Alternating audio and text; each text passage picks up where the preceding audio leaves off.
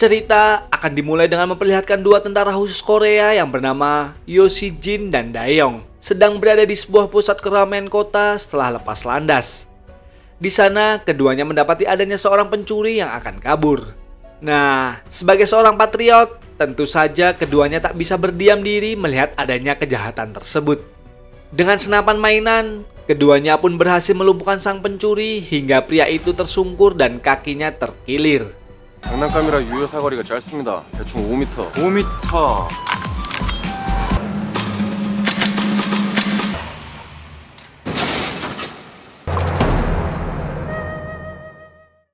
Tak mau bertanggung jawab dan menolak menghubungi polisi, Si Jin dan Dae-yong memberikan pertolongan darurat serta menelepon ambulan agar si pencuri dibawa ke rumah sakit. Setelah beberapa jam kejadian, barulah Dae-yong sadar jika HP-nya hilang yang diyakini diambil oleh pencuri yang baru saja ia tolong tadi. Ketika di rumah sakit, HP Dae-yong terjatuh saat perawat mengevakuasi pasien tersebut yang diketahui bernama Gi Beom. Saat itu masuk panggilan dari seorang wanita yang menelepon. Perawat mengatakan jika pemilik HP tersebut mengalami kecelakaan dan sedang mendapatkan perawatan di rumah sakit. Di sisi lain, seorang dokter cantik bernama Kang Mo Yeon bertugas merawat Gi Beom. Melihat pertolongan pertama yang diberikan pada Gi Beom membuat dokter Kang terkesan karena menggunakan boneka sebagai penopang bagian leher. Sebelum memberikan terapi selanjutnya, perawat mengembalikan HP milik Dae-yong pada Gi Beom karena mengira HP tersebut adalah miliknya. Sementara itu, Dr. Kang terlihat menghadap direktur rumah sakit dan menyerahkan beberapa makalah demi membantu sang direktur menyelesaikan risetnya. Saat itu, direktur membahas mengenai wawancara yang akan dijalani Dr. Kang agar bisa diangkat sebagai profesor. Nah, kesempatan itu pun digunakan oleh Gi Beom untuk kabur karena ia merasa akan lebih bahaya jika keluarga mengetahui keberadaannya di rumah sakit. Lalu dari kejauhan, Dr. Kang pun melihat Gi Beom yang kabur. Kemudian ia pun segera melakukan pengejaran. Ia lalu membawa kembali Gi Beom ke IGD karena menganggap semua itu adalah tugasnya meski Gi Beom sendiri tak ingin dirawat. Gi Beom yang bersikeras untuk kabur akhirnya meminta izin ke toilet dan menyerahkan HP Dae-yong sebagai bahan jaminannya. Beberapa saat kemudian muncul panggilan masuk di HP tersebut namun Dr. Kang mengabaikannya. Ia mengira telepon tersebut berasal dari berandalan yang satu geng dengan Gi Beom karena di sana tertulis dengan nama Big Boss. Padahal Big Boss adalah nama satuan bagi Yo Si Jin saat ia sedang bertugas di militer. Sementara itu, Si Jin dan Dae-yong tiba di rumah sakit. Dengan segera ia mencari pria yang dimaksud untuk mendapatkan HP-nya. Sempat keduanya melihat gangster yang berkumpul tak jauh dari sana yang ternyata para gangster tersebut sedang mencari keberadaan Gi Beom. Setelah menelepon beberapa kali, ternyata HP milik Dae-yong ada di kantong baju Dr. Kang. Namun saat itu Si Jin belum bisa mengambilnya karena Dr. Kang mengira jika keduanya adalah wali pasien. Ia lalu meminta Si Jin menunggu di luar ruangan agar tidak mengganggunya saat dalam pengerjaan. Nampak pandangan pertama mereka menimbulkan benih-benih cinta bagi Yo Si Jin. Beberapa saat kemudian, Dr. Kang bertemu dengan seorang wanita tentara yang bernama Myung Jo, yang tak lain adalah teman dekat Dae-yong. Myung Jo rupanya bergegas ke rumah sakit setelah mendapatkan kabar Dae-yong sedang dirawat. Dan ternyata Myung Jo juga satu angkatan dengan Dr. Kang saat ia masih kuliah kedokteran.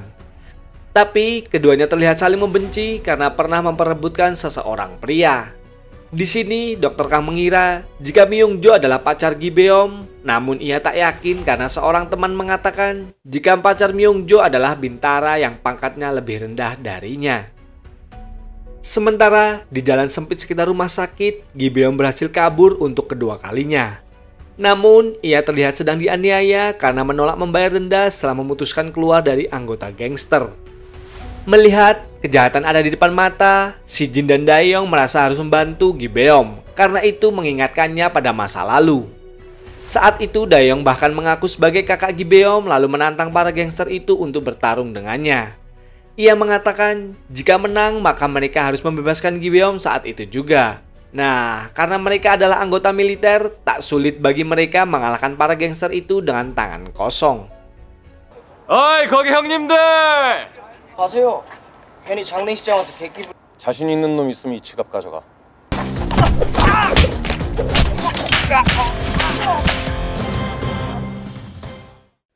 Setelah kejadian itu, Gi Beong kembali dibawa ke IGD dengan wajahnya yang babak belur. Dr. Kang awalnya menuduh Si Jin yang menganiayanya karena saat itu ia belum mengaku sebagai tentara. Sementara melihat pria yang ia sayangi ada di hadapannya, Myung-jo merasa lega karena Dae-yong ternyata baik-baik saja. Kesalahpahaman itu pun membuat mereka membahas hubungan keduanya yang kandas di tengah jalan karena perbedaan pangkat dan tak pernah mendapatkan restu dari ayah Myung-jo yang seorang jenderal. Sadar akan statusnya, Dae-yong pun lebih memilih untuk mundur dan menjauh dari hidup Myung-jo karena yakin percintaannya akan semakin rumit meskipun sampai saat ini Myung-jo selalu mencari Dae-yong dan mengharapkannya untuk kembali. Saat itu, mereka berdua bisa dikonfirmasi setelah Myung-jo berkata jika pria itu adalah teman anggota militer, namun Si Jin harus menjalani pemeriksaan untuk membuktikan jika ia bukanlah pelaku penganiayaan. Melihat rekaman CCTV, membuat Dr. Kang kagum karena Si Jin membuat jera para gangster itu. Lalu keduanya pun saling menyebut nama dan berkenalan. Dr. Kang juga membantu mengobati luka di perut Si Jin karena terlihat mengeluarkan banyak darah. Menyadari perhatian Dr. Kang dan wajahnya yang sangat cantik, Si Jin memohon agar wanita itu bersedia mengobatinya sampai ia sembuh. Ia bahkan meminta izin untuk datang setiap hari demi mendapatkan perawatan luka tersebut. Sementara, Dae-yong terlihat membantu biaya pengobatan Gi Beong karena merasa pemuda itu sebenarnya orang yang baik. Terlebih, ia pernah menyabet medali emas pada bidang taekwondo. Keesokan harinya, Si Jin dijadwalkan konter ke Dr. Kang, namun saat itu Dr. Kang masih melakukan operasi yang mengharuskannya menunggu hingga menjelang petang. Lalu saat jam kerja usai, Dr. Kang menyempatkan diri menghubungi Si Jin dan meminta maaf karena membuatnya menunggu. Tak ingin menunda pertemuan, malam itu juga Si Jin meminta waktu Dr. Kang untuk sekedar makan di sebuah kafe. Ajakan itu pun diterima oleh Dr. Kang yang langsung bersiap. Saat menjemput Dr. Kang di rumah sakit, tak sengaja Si Jin melihat berita di televisi tentang penculikan anggota PBB oleh kelompok di Afghanistan. Beberapa saat kemudian, sang atasan pun menghubungi Si Jin dan memintanya bersiap untuk misi penyelamatan tersebut. Terpaksa, Si Jin harus menunda kencannya dengan Dr. Kang karena ia harus pergi menggunakan helikopter yang akan menjemputnya di sana. Si Jin lalu memberitahu Dr. Kang agar ia menemuinya di rooftop rumah sakit saat itu juga. Di sana, Si Jin hanya berkata jika ia akan bertugas dan akan kembali, lalu berniat mengajak Dr. Kang untuk menonton bioskop. Meski sangat terkejut dengan apa yang dilihatnya saat itu, Dr. Kang pun bersedia menerima janji kencan itu. Lalu, perlahan helikopter menjauh dari hadapan Dr. Kang yang semakin membuatnya bertanya-tanya, siapakah Si Jin sebenarnya? 다음 주 주말에 만납시다 우리. 좋아요. 언제부턴지 운명이란 걸 알고 있나요? 그대 wherever 7 jam melakukan penerbangan, akhirnya tim Alpha tiba di lokasi. Mereka kemudian melakukan briefing untuk membahas strategi pembebasan para sandera. Tim Alpha bahkan diharuskan melakukan simulasi dengan pertarungan tim dari negara lain untuk mengukur kemampuan mereka masing-masing dan memastikan apakah mereka bisa dipercaya. Beberapa hari kemudian, misi penyelamatan pun akhirnya dilakukan. Dengan penuh kewaspadaan, tim Alpha dan Delta memasuki markas kelompok tersebut untuk membebaskan para sandera. Cukup sulit bagi mereka mencapai TKP karena banyak perangkap dan penembak jitu di berbagai tempat.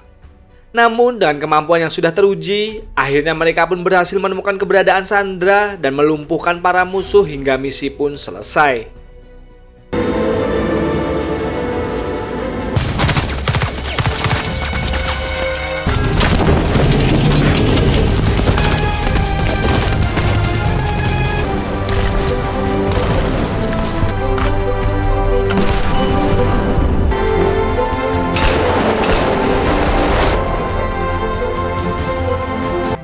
미션 컴플리트. 호스티지스 아세이. Kembali ke negara Korea, saat itu Dr. Kang sedang bersiap melakukan wawancara untuk mendapatkan gelar profesornya. Tampak saingannya adalah seorang dokter bernama Kim yang tidak terlalu pintar, namun ia selalu didahulukan karena putri dari pemegang saham. Meskipun belum mendapatkan gelar profesor, saat itu Dr. Kim dipercaya menangani sebuah operasi yang mana ia juga meminta Dr. Kang menjadi asistennya.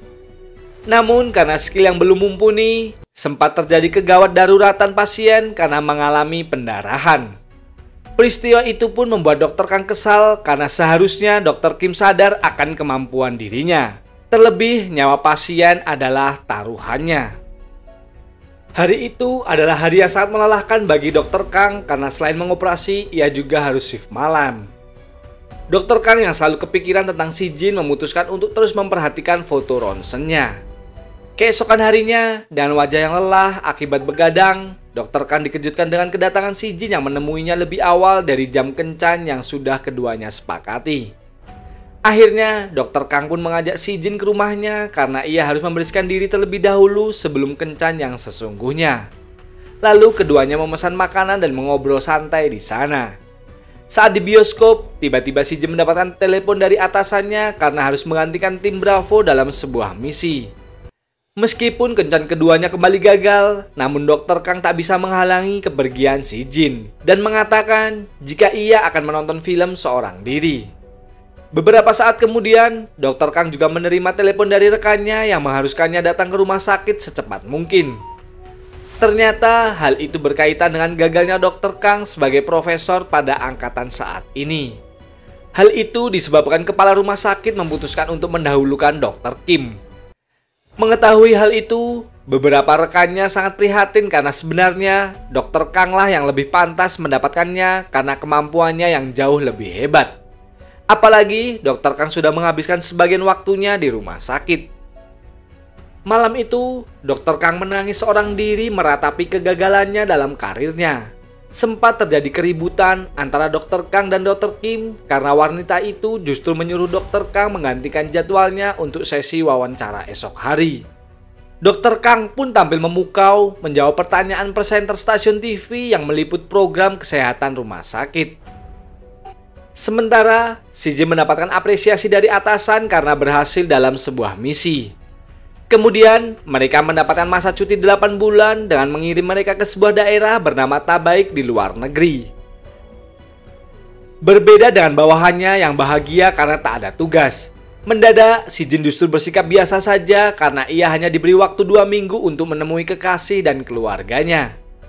Kemudian, si Jin menemui Dr. Kang untuk meminta maaf karena sempat meninggalkannya begitu saja. Ia lalu menjelaskan konsekuensi pekerjaan sebagai anggota tim khusus yang harus berperang dan mengorbankan nyawanya demi menyelamatkan orang lain. Seolah bertolak belakang dengan prinsip dan profesi Dr. Kang, sehingga membuat keduanya merasa tak cocok untuk menjalin hubungan yang lebih serius.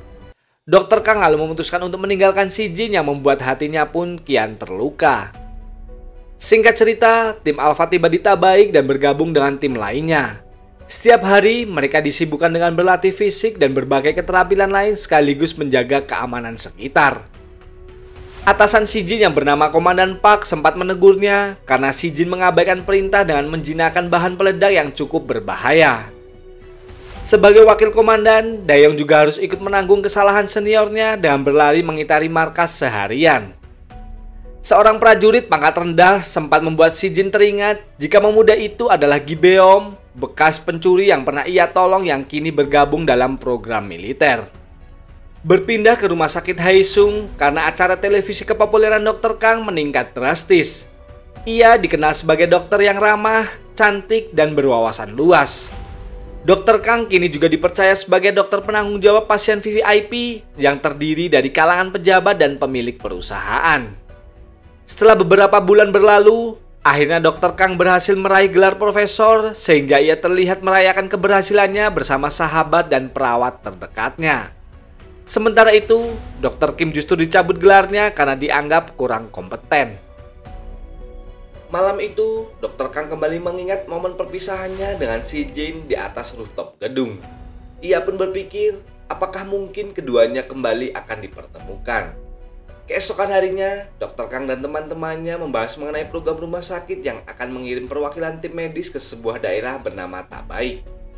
Diceritakan, orang yang akan dikirim ke sana adalah para staf yang tidak mempunyai koneksi. Tiba-tiba Dr. Kang mendapatkan undangan makan malam dari presidir yang bernama Han. Tak ingin mengecewakan atasannya, Dr. Kang pun menerima ajakan tersebut.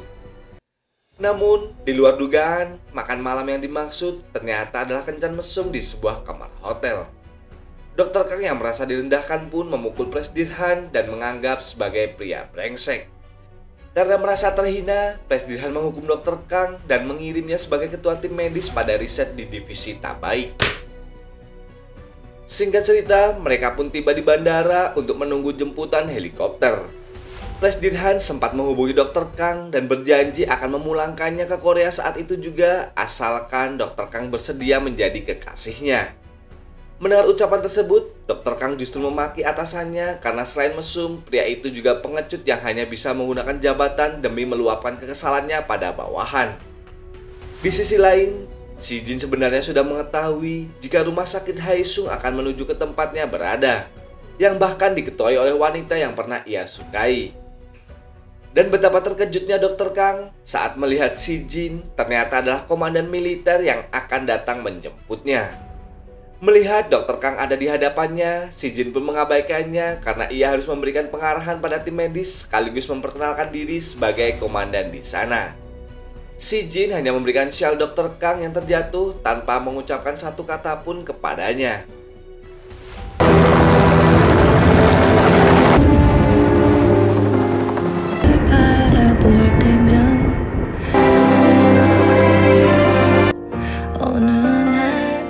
모호르 중대 중대장 유시진 대입니다. 그럼 앞으로 10분은 13시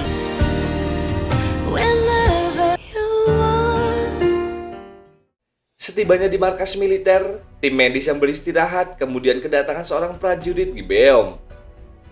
Dr. Kang yang tak menyangka jika Gibeom kini berubah drastis sebagai seorang tentara Korea. Setelah itu, Dr. Kang mengira jika Si Jin sudah melupakannya, padahal jauh di dalam lubuk hati Si Jin ia masih memikirkan Dr. Kang sampai saat ini karena cintanya belum sempat terbalaskan. Di sisi lain, sebuah paket datang untuk para anggota militer yang salah satunya adalah sebuah surat untuk Daeyong yang bertuliskan jika Myongjo akan menyusulnya ke tempat tersebut. Di tempat lain, Myongjo sendiri sedang menghadap seorang jenderal yang tak lain adalah ayahnya. Ia melapor akan segera berangkat ke divisi Tabaik seperti yang sudah dijadwalkan. Saat itu, sebenarnya ayah Myongjo sangat keberatan karena ia tahu Daeyong juga berada di sana. Namun pada akhirnya, Jenderal Yon mengizinkan putrinya bertugas karena Myongjo mengancam akan mengundurkan diri dari militer jika ayahnya terus mencegahnya. Kembali ke Tabaik, saat mencoba berkomunikasi dengan penduduk lokal, Dr. Kang justru dihampiri banyak anak yang berebut meminta makanan. Sikap Dr. Kang itu mendapat teguran dari Si Jin karena melanggar zona terlarang dan sebuah kejadian lucu akhirnya membuat Si Jin berkata jika ia bahagia karena bisa kembali bertemu dengan Dr. Kang.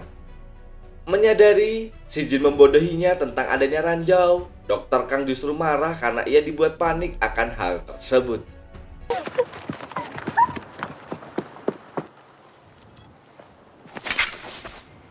지뢰 밟았어요. 뭘 밟아요? 육사 포함 군생활 15년째인데 까불 칼로 지뢰 막 분해하고 그러는 거 나 다 봤는데. 방법 있어요? 밟을 테니까.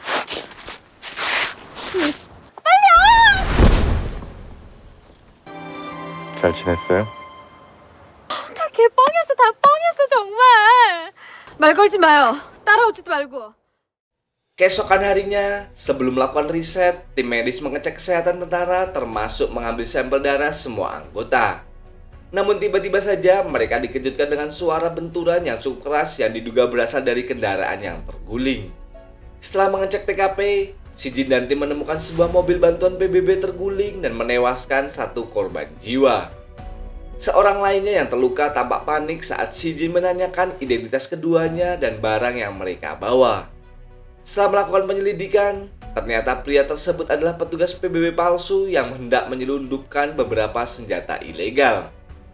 Tak berselang lama, satuan polisi setempat pun datang dan berterima kasih karena tentara Korea membantunya menumpas para kriminal yang meresahkan daerah mereka.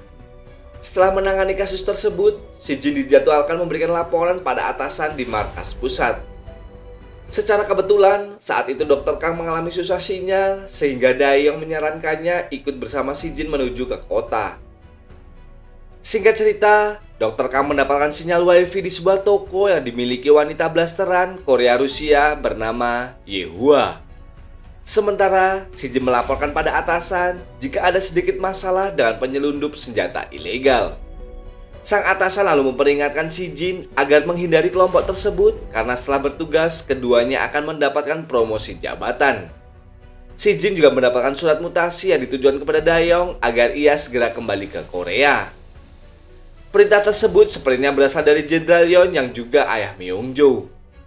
Mendengar keputusan itu, Daeyong hanya bisa pasrah dan ia teringat akan kejadian beberapa bulan yang lalu saat ayah Myung-jo memintanya secara khusus untuk menjauhi putrinya. Jenderal Yon mencemaskan masa depan Myung-jo jika menikahi pria dengan pangkat yang lebih rendah darinya. Di sisi lain, ternyata yang dikhawatirkan atasan Si Jin benar adanya. Terlihat penyelundupan senjata tersebut dipegang oleh seorang warga Amerika yang memiliki jaringan luas yang bahkan bersekongkol dengan polisi tadi dalam bertransaksi. Selama perjalanan pulang, Si Jin memberikan sedikit cerita kepada Dr. Kang mengenai awal mula pertemuan Daeyong dan Myung-jo yang tak pernah mendapatkan restu dari Jenderal Yon. Karena Jenderal Yon justru berniat menjodohkan Myung-jo dengan Si Jin. Sebelum kembali ke kamp militer, Si Jin mengajak Dr. Kang ke sebuah daratan di mana ada sebuah kapal tua karam di sana. Setelah mengarungi laut yang sangat indah, keduanya pun menghabiskan waktu selama beberapa jam di tempat tersebut. Di sana, Si Jin mengatakan adanya sebuah legenda jika ada seseorang yang membawa batu dari tempat itu, maka dipercaya orang itu bisa kembali lagi ke sana. Dr. Kang lalu menjelaskan alasannya datang ke Tabaik karena karirnya yang dihambat oleh atasan. Dan setelah sukarelawan ini berakhir, ia akan kembali mengejar impian sekalipun bukan lagi di kamar operasi rumah sakit. Malam harinya, Dr. Song membuat makanan seadanya yang membuat mereka sangat menikmatinya. Berbeda dengan Dr. Chihon yang menganggap jorok karena harus berbagi makanan dalam satu wadah. Ia pun kemudian menyendiri di suatu tempat karena tak selera makan. Beberapa saat kemudian, ia pun dihampiri oleh bocah yang sedang kelaparan dan tiba-tiba saja pingsan dengan mulut yang berbusa. Dengan segera, Chihon membawanya ke klinik untuk mendapatkan perawatan. Dr. K yang juga baru kembali dari militer, menduga bocah tersebut mengalami keracunan dan kekurangan gizi.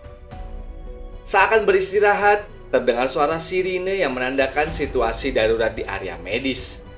Ternyata hal itu berkaitan dengan adanya seorang petinggi negara yang membutuhkan bantuan setelah melakukan kunjungan perjanjian perdamaian. Tak hanya tim militer yang bersiap dengan senjata, masing-masing tim medis juga diperintahkan berkumpul untuk menyambut kedatangan presiden yang dikabarkan sudah tak sadarkan diri itu. Letnan Park Byung-so yang ada di markas besar memantau perkembangan yang terjadi di camp tersebut menggunakan sambungan HT-nya. Setelah melakukan pemeriksaan, Dr. Kang memutuskan untuk mengoperasi pasien tersebut karena adanya pendarahan organ dalam.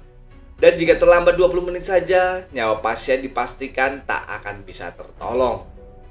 Sayangnya, terjadi bersih tegang antara tim militer dan tim keamanan khusus presiden karena mereka tak mengizinkan presiden tersebut dioperasi dan menunggu dokter kepresidenan yang akan datang. Di luar dugaan, Si Jin justru melanggar perintah atasan dengan mengizinkan Dr. Kang melakukan operasi. Sementara ia akan mengawasi keadaan. Tak ingin militer bertanggung jawab dalam hal tersebut, berkali-kali Letnan Byung-so mengingatkan Si Jin untuk menuruti keinginan pengawal presiden. Seolah ia tak peduli bagaimana dengan nyawa pasien asalkan mereka terhindar dari masalah. Saat itu, Si Jin memberikan kepercayaan penuh pada Dr. Kang jika ia bisa mengoperasi pasien tersebut dan menyembuhkannya. Si Jin memilih untuk memutuskan sambungan komunikasi dengan Letnan Byung-so dan menahan para pengawal presiden di saat Dr. Kang membawa pasien di kamar operasi. 수 있는지 없는지만 대답해요. 살릴 수 있어요. 베드 수술실로 옮깁니다.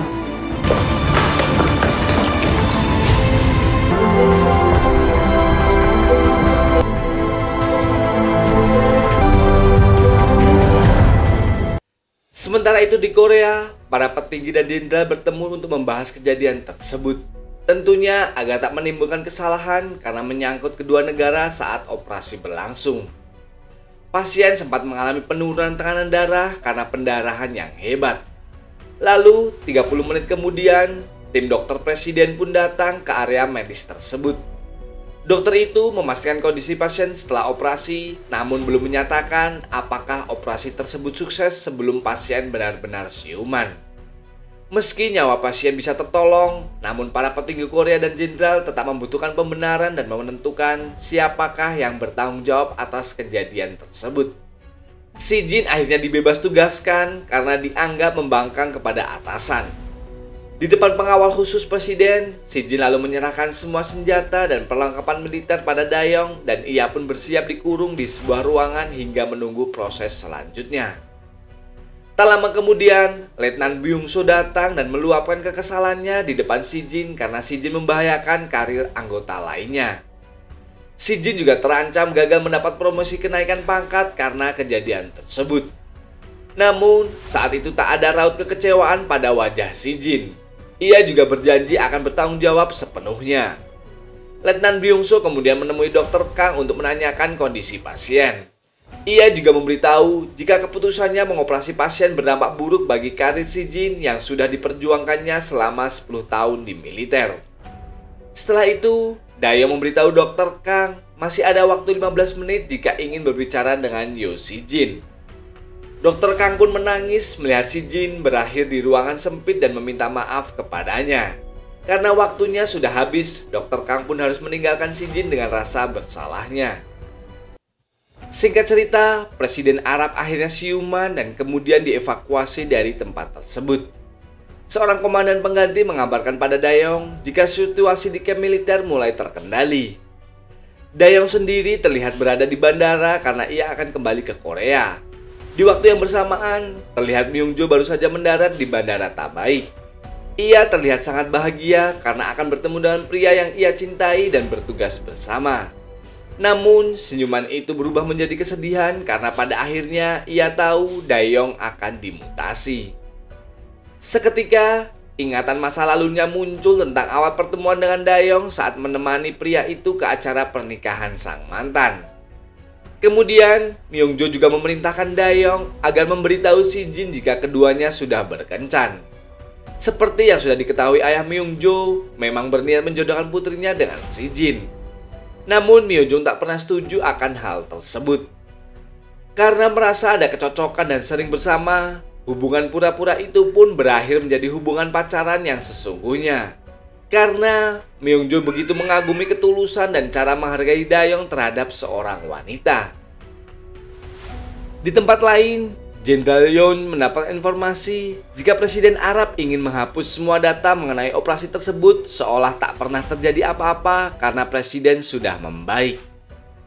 Ale-ale mendapatkan pujian, namun si Jin hanya dibebaskan setelah 2 hari dikurung dan ia pun tetap menjalani sidang disipliner. Dr. Kang akhirnya bisa lega karena si Jin terbebas dan mendapatkan kembali jabatannya sebagai seorang komandan. Keduanya kemudian mendapatkan undangan dari Presiden Arab untuk datang ke kediamannya dan ia sangat bersyukur karena berkat usaha Dr. Kang nyawanya bisa selamat. Dr. Kang dan si Jin mendapatkan sebuah kartu sakti yang bisa digunakan untuk mendapatkan apapun yang mereka mau selama berada di Arab.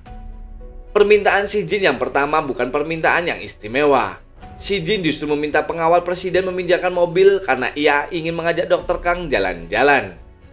Saat berada di sebuah kafe, si Jin kembali mendapatkan panggilan untuk melakukan upacara pemakaman seorang rekan militernya. Terlihat juga ketua sindikat perdagangan senjata sedang memantau upacara tersebut dari kejauhan. Dan faktanya, pria itu juga bekas anggota militer karena pernah melakukan misi bersama Yo Si Jin. Keesokan harinya, Dr. Kang baru mengetahui jika si Jin akan menjalani sidang disiplin di markas besar. Ia pun berniat menyusul si Jin karena merasa hukuman itu tidaklah adil. Di markas, si Jin diberi hukuman pemotongan gaji dan penundaan promosi jabatan. Sementara protes Dr. Kang kepada Letnan Byung-soo sepertinya sia-sia karena si Jin sudah menerima keputusan atasannya itu. Masih di sekitaran markas, si Jin akhirnya bertemu dengan Myung-jo. Melihat tentara cantik ada di sana, si Jin terheran mengapa Myung-jo tak membuka klinik di Gangnam saja. Saat itu Myung-jo menjawab jika ia memiliki tujuan menjadi seorang jenderal. Melihat Dr. Kang bersama atasannya, si Jin pun langsung membawanya pergi dari tempat itu dan mengajaknya berbicara di dekat tebing. Ia meminta Dr. Kang berhenti mencampuri urusannya karena yang ia lakukan kemarin bukan semata-mata demi Dr. Kang. Namun ia bertekad dengan tugasnya sebagai seorang militer. Terlepas itu dilakukan dengan tujuan mulia, namun pelanggaran yang si Jin lakukan tak bisa diabaikan begitu saja. Pada saat itu, Dr. Kang mulai sadar juga kekhawatirannya tentang si Jin bisa menghambat pekerjaannya. Dan saat itu, ia pun langsung meninggalkan si Jin seorang diri karena sepertinya keduanya tak bisa saling mencintai. Menjelang malam, si Jin akhirnya tiba di base camp militer. Lalu ia menuju dapur mengambil minuman yang sudah disiapkan jika mengalami hal tak mengenakan selama bertugas. Saat itu, Dr. Kang juga mengambil air minum yang tak sengaja bertemu dengan si Jin di sana. Ia pun lalu meminta maaf karena telah meninggalkan si Jin siang hari tadi. Setelah memikirkannya berulang kali, saat itu si Jin memberanikan diri untuk mencium Dr. Kang yang sedang menawarkan minuman kepadanya. 봤는데 장복 잘 어울려요. 이게 정복인 건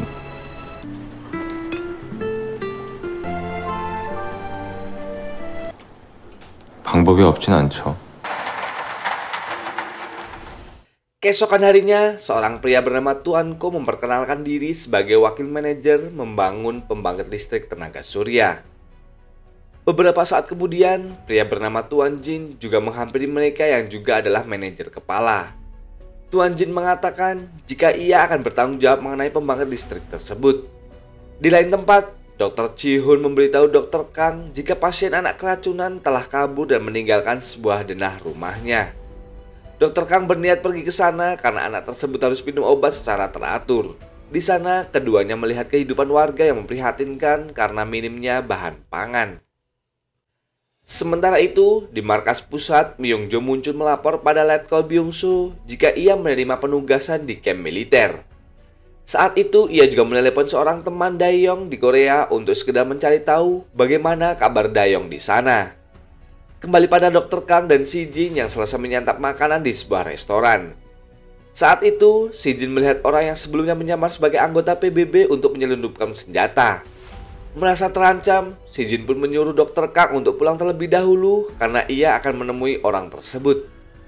Dan betapa terkejutnya si Jin saat mengetahui kepala sindikat tersebut adalah bekas teman rekan militernya yaitu bernama Argus. Rupanya, Argus berniat mengkhianati negaranya sendiri, bahkan mengancam si Jin agar tidak mengusik bisnisnya. Menurut Argus, menjalani bisnis tersebut jauh lebih menguntungkan daripada bertaruh nyawa untuk kepentingan negaranya.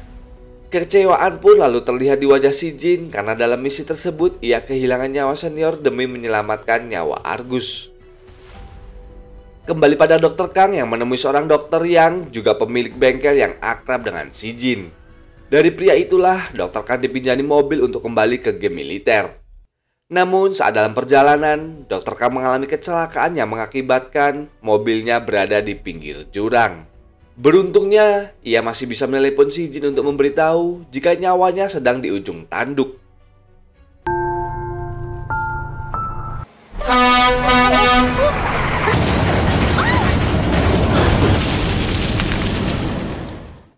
Beberapa saat kemudian, si Jin pun datang menyelamatkan Dr. Kang meskipun keduanya harus terjun ke laut bersama mobil tersebut. Meskipun sangat syok berat dan kejadian tersebut, Dr. Kang bersyukur karena si Jin berhasil menyelamatkannya dan keduanya pun kembali ke militer dalam keadaan basah. 앞쪽으로 가면 어떡해요? 거기 가서 우리 싫어요. 나 진짜 못해요.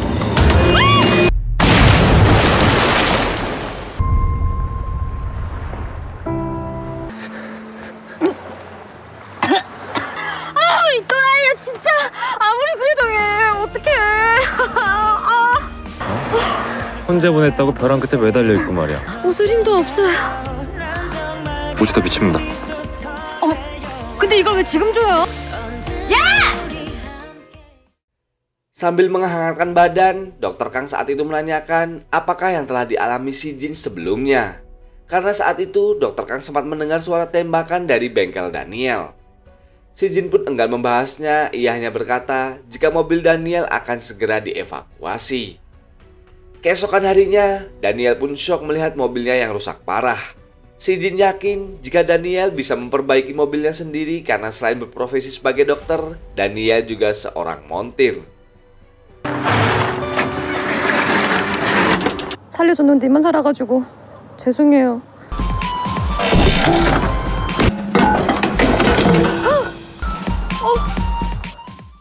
Ia kemudian memperbaiki pesanan si Jin berupa HT yang bisa digunakan Dr. Kang dan timnya karena lebih praktis daripada ponsel. Beberapa saat kemudian, keduanya pun dikejutkan dengan kedatangan Myung Jo. Melihat si Jin dekat dengan Myung Jo, membuat Dr. Kang pun sedikit cemburu. Myung Jo sendiri melapor jika ia akan berada di camp tersebut dan menanyakan adakah hubungan Dr. Kang dengan si Jin.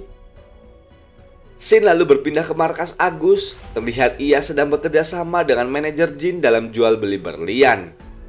Entah dari mana, manajer Jin mendapatkan berlian tersebut, namun sepertinya ia secara rutin menyetorkannya pada Agus meskipun harus mengorbankan seorang nyawa temannya. Sementara itu di Korea, Daeyeong kembali menjalani rutinitas sebagai pelatih pasukan penembak.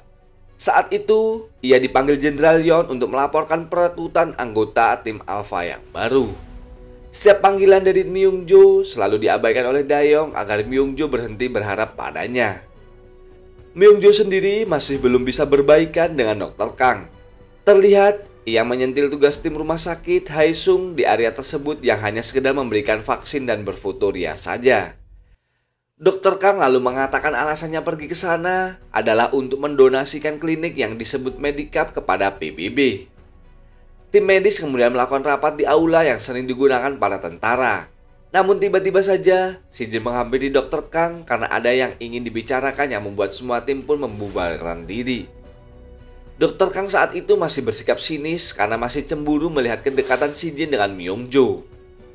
Lalu, di sini Dr. Kang mendapatkan kabar jika si Jin akan meninggalkan area camp karena ia harus menghadiri acara pensiun ayahnya. Lalu, membahas mengenai ciuman keduanya beberapa waktu lalu, ia pun ragu apakah harus menyesalinya atau harus meminta jawaban dari Dr. Kang mengenai status keduanya. Saat itu, Dr. Kang berkata, ia masih membutuhkan waktu untuk berpikir karena pertemuan ini masih terlalu singkat untuk saling mengenal. Keesokan harinya, Dr. Kang tak menyangka jika si Jin pergi tanpa berpamitan padanya. Setibanya di Korea, si Jin pun langsung menemui sang ayah yang akan purna tugas. Meski sempat ditunda masa promosi, namun ayah si Jin tak kecewa pada putranya karena menurutnya keputusan si Jin menyelamatkan pasien sudah tepat. Setelah itu, si Jin menemui Daeyeong yang masih bertugas melatih para taruna. Cara Daeyeong melatih mereka ternyata cukup keras yang sebenarnya membuat bawahan merasa tersiksa. Alhasil, saat mereka berdua sedang berada di sebuah kedai minuman, para bawahan yang pernah dilatih oleh Daeyeong sepertinya masih menaruh dendam padanya. Lalu, mereka pun berniat akan mengejar Daeyeong yang membuat Daeyeong mengajak si Jin untuk segera kabur dari sana. 서대용 지옥교관님 참 그런 추억은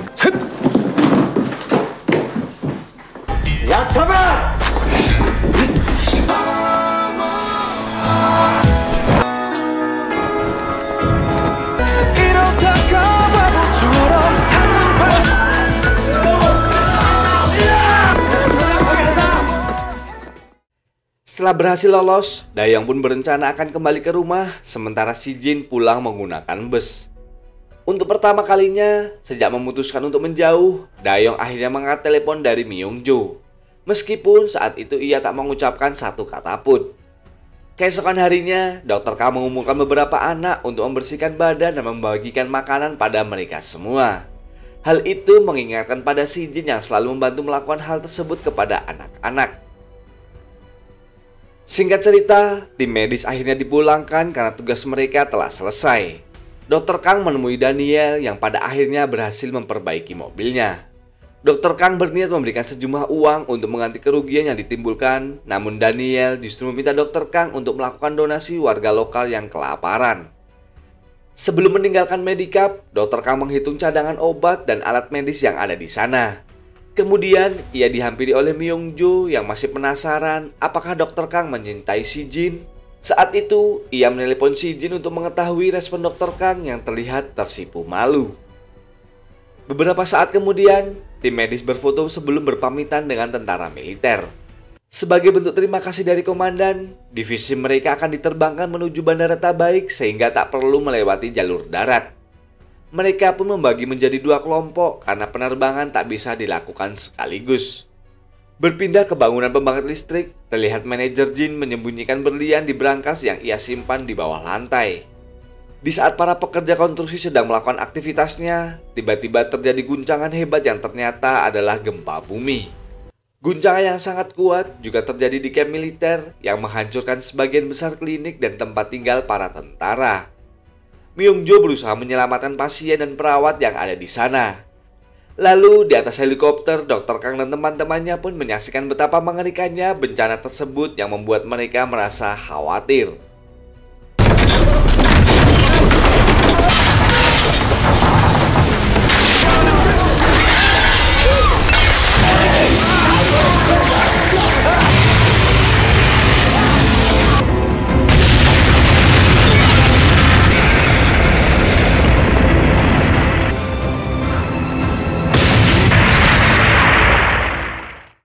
Si Jin juga mendapat laporan bencana tersebut dan ia pun bergegas berkumpul dengan tim khusus untuk menuju ke tempat yang dimaksud.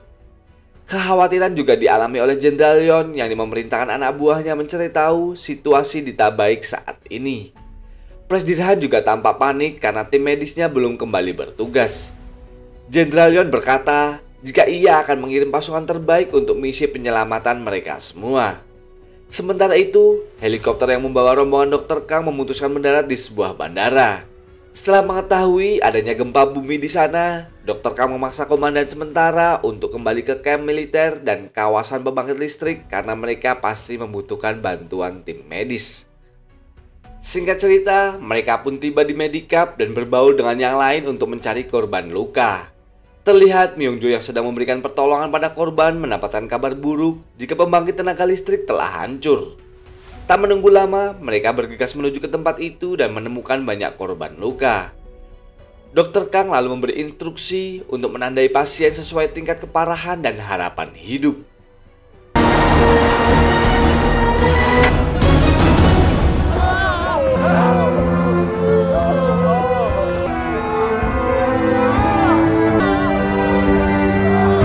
경상은 노란색. 치료가 가장 시급한 응급. 몰핀이나 데메롤 처방은 교수님 오더 받고. 괜찮습니다. 환자 여기. 환자분! Di saat militer menyelamatkan nyawa banyak orang, manajer Jin justru sibuk memikirkan cara untuk mencari akses masuk ke kantornya. Karena ia harus mencari barang berharga yang tak lain adalah berliannya. Di sisi lain, karena gagal menyelamatkan nyawa pasien, membuat Dr. Ji-hoon terpuruk dan tak bisa mengendalikan diri. Ia pun merasa bersalah karena terlambat menanganinya. 이 선생 있는데.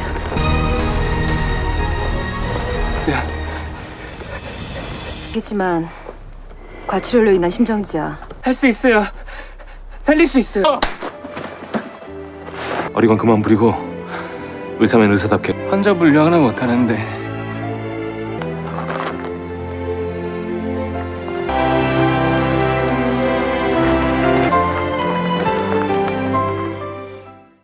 Dari pagi hingga malam, mereka tanpa henti bekerja dengan keras mencari adakah korban yang masih belum ditemukan. Di tengah rasa lelah yang melanda, suara helikopter terdengar yang ternyata membawa tim penyelamat Si Jin.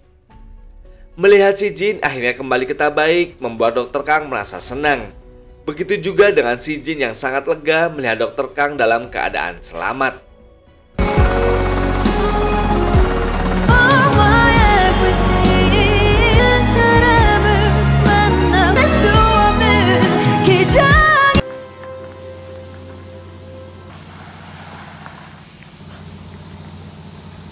안 다쳤으면 했는데.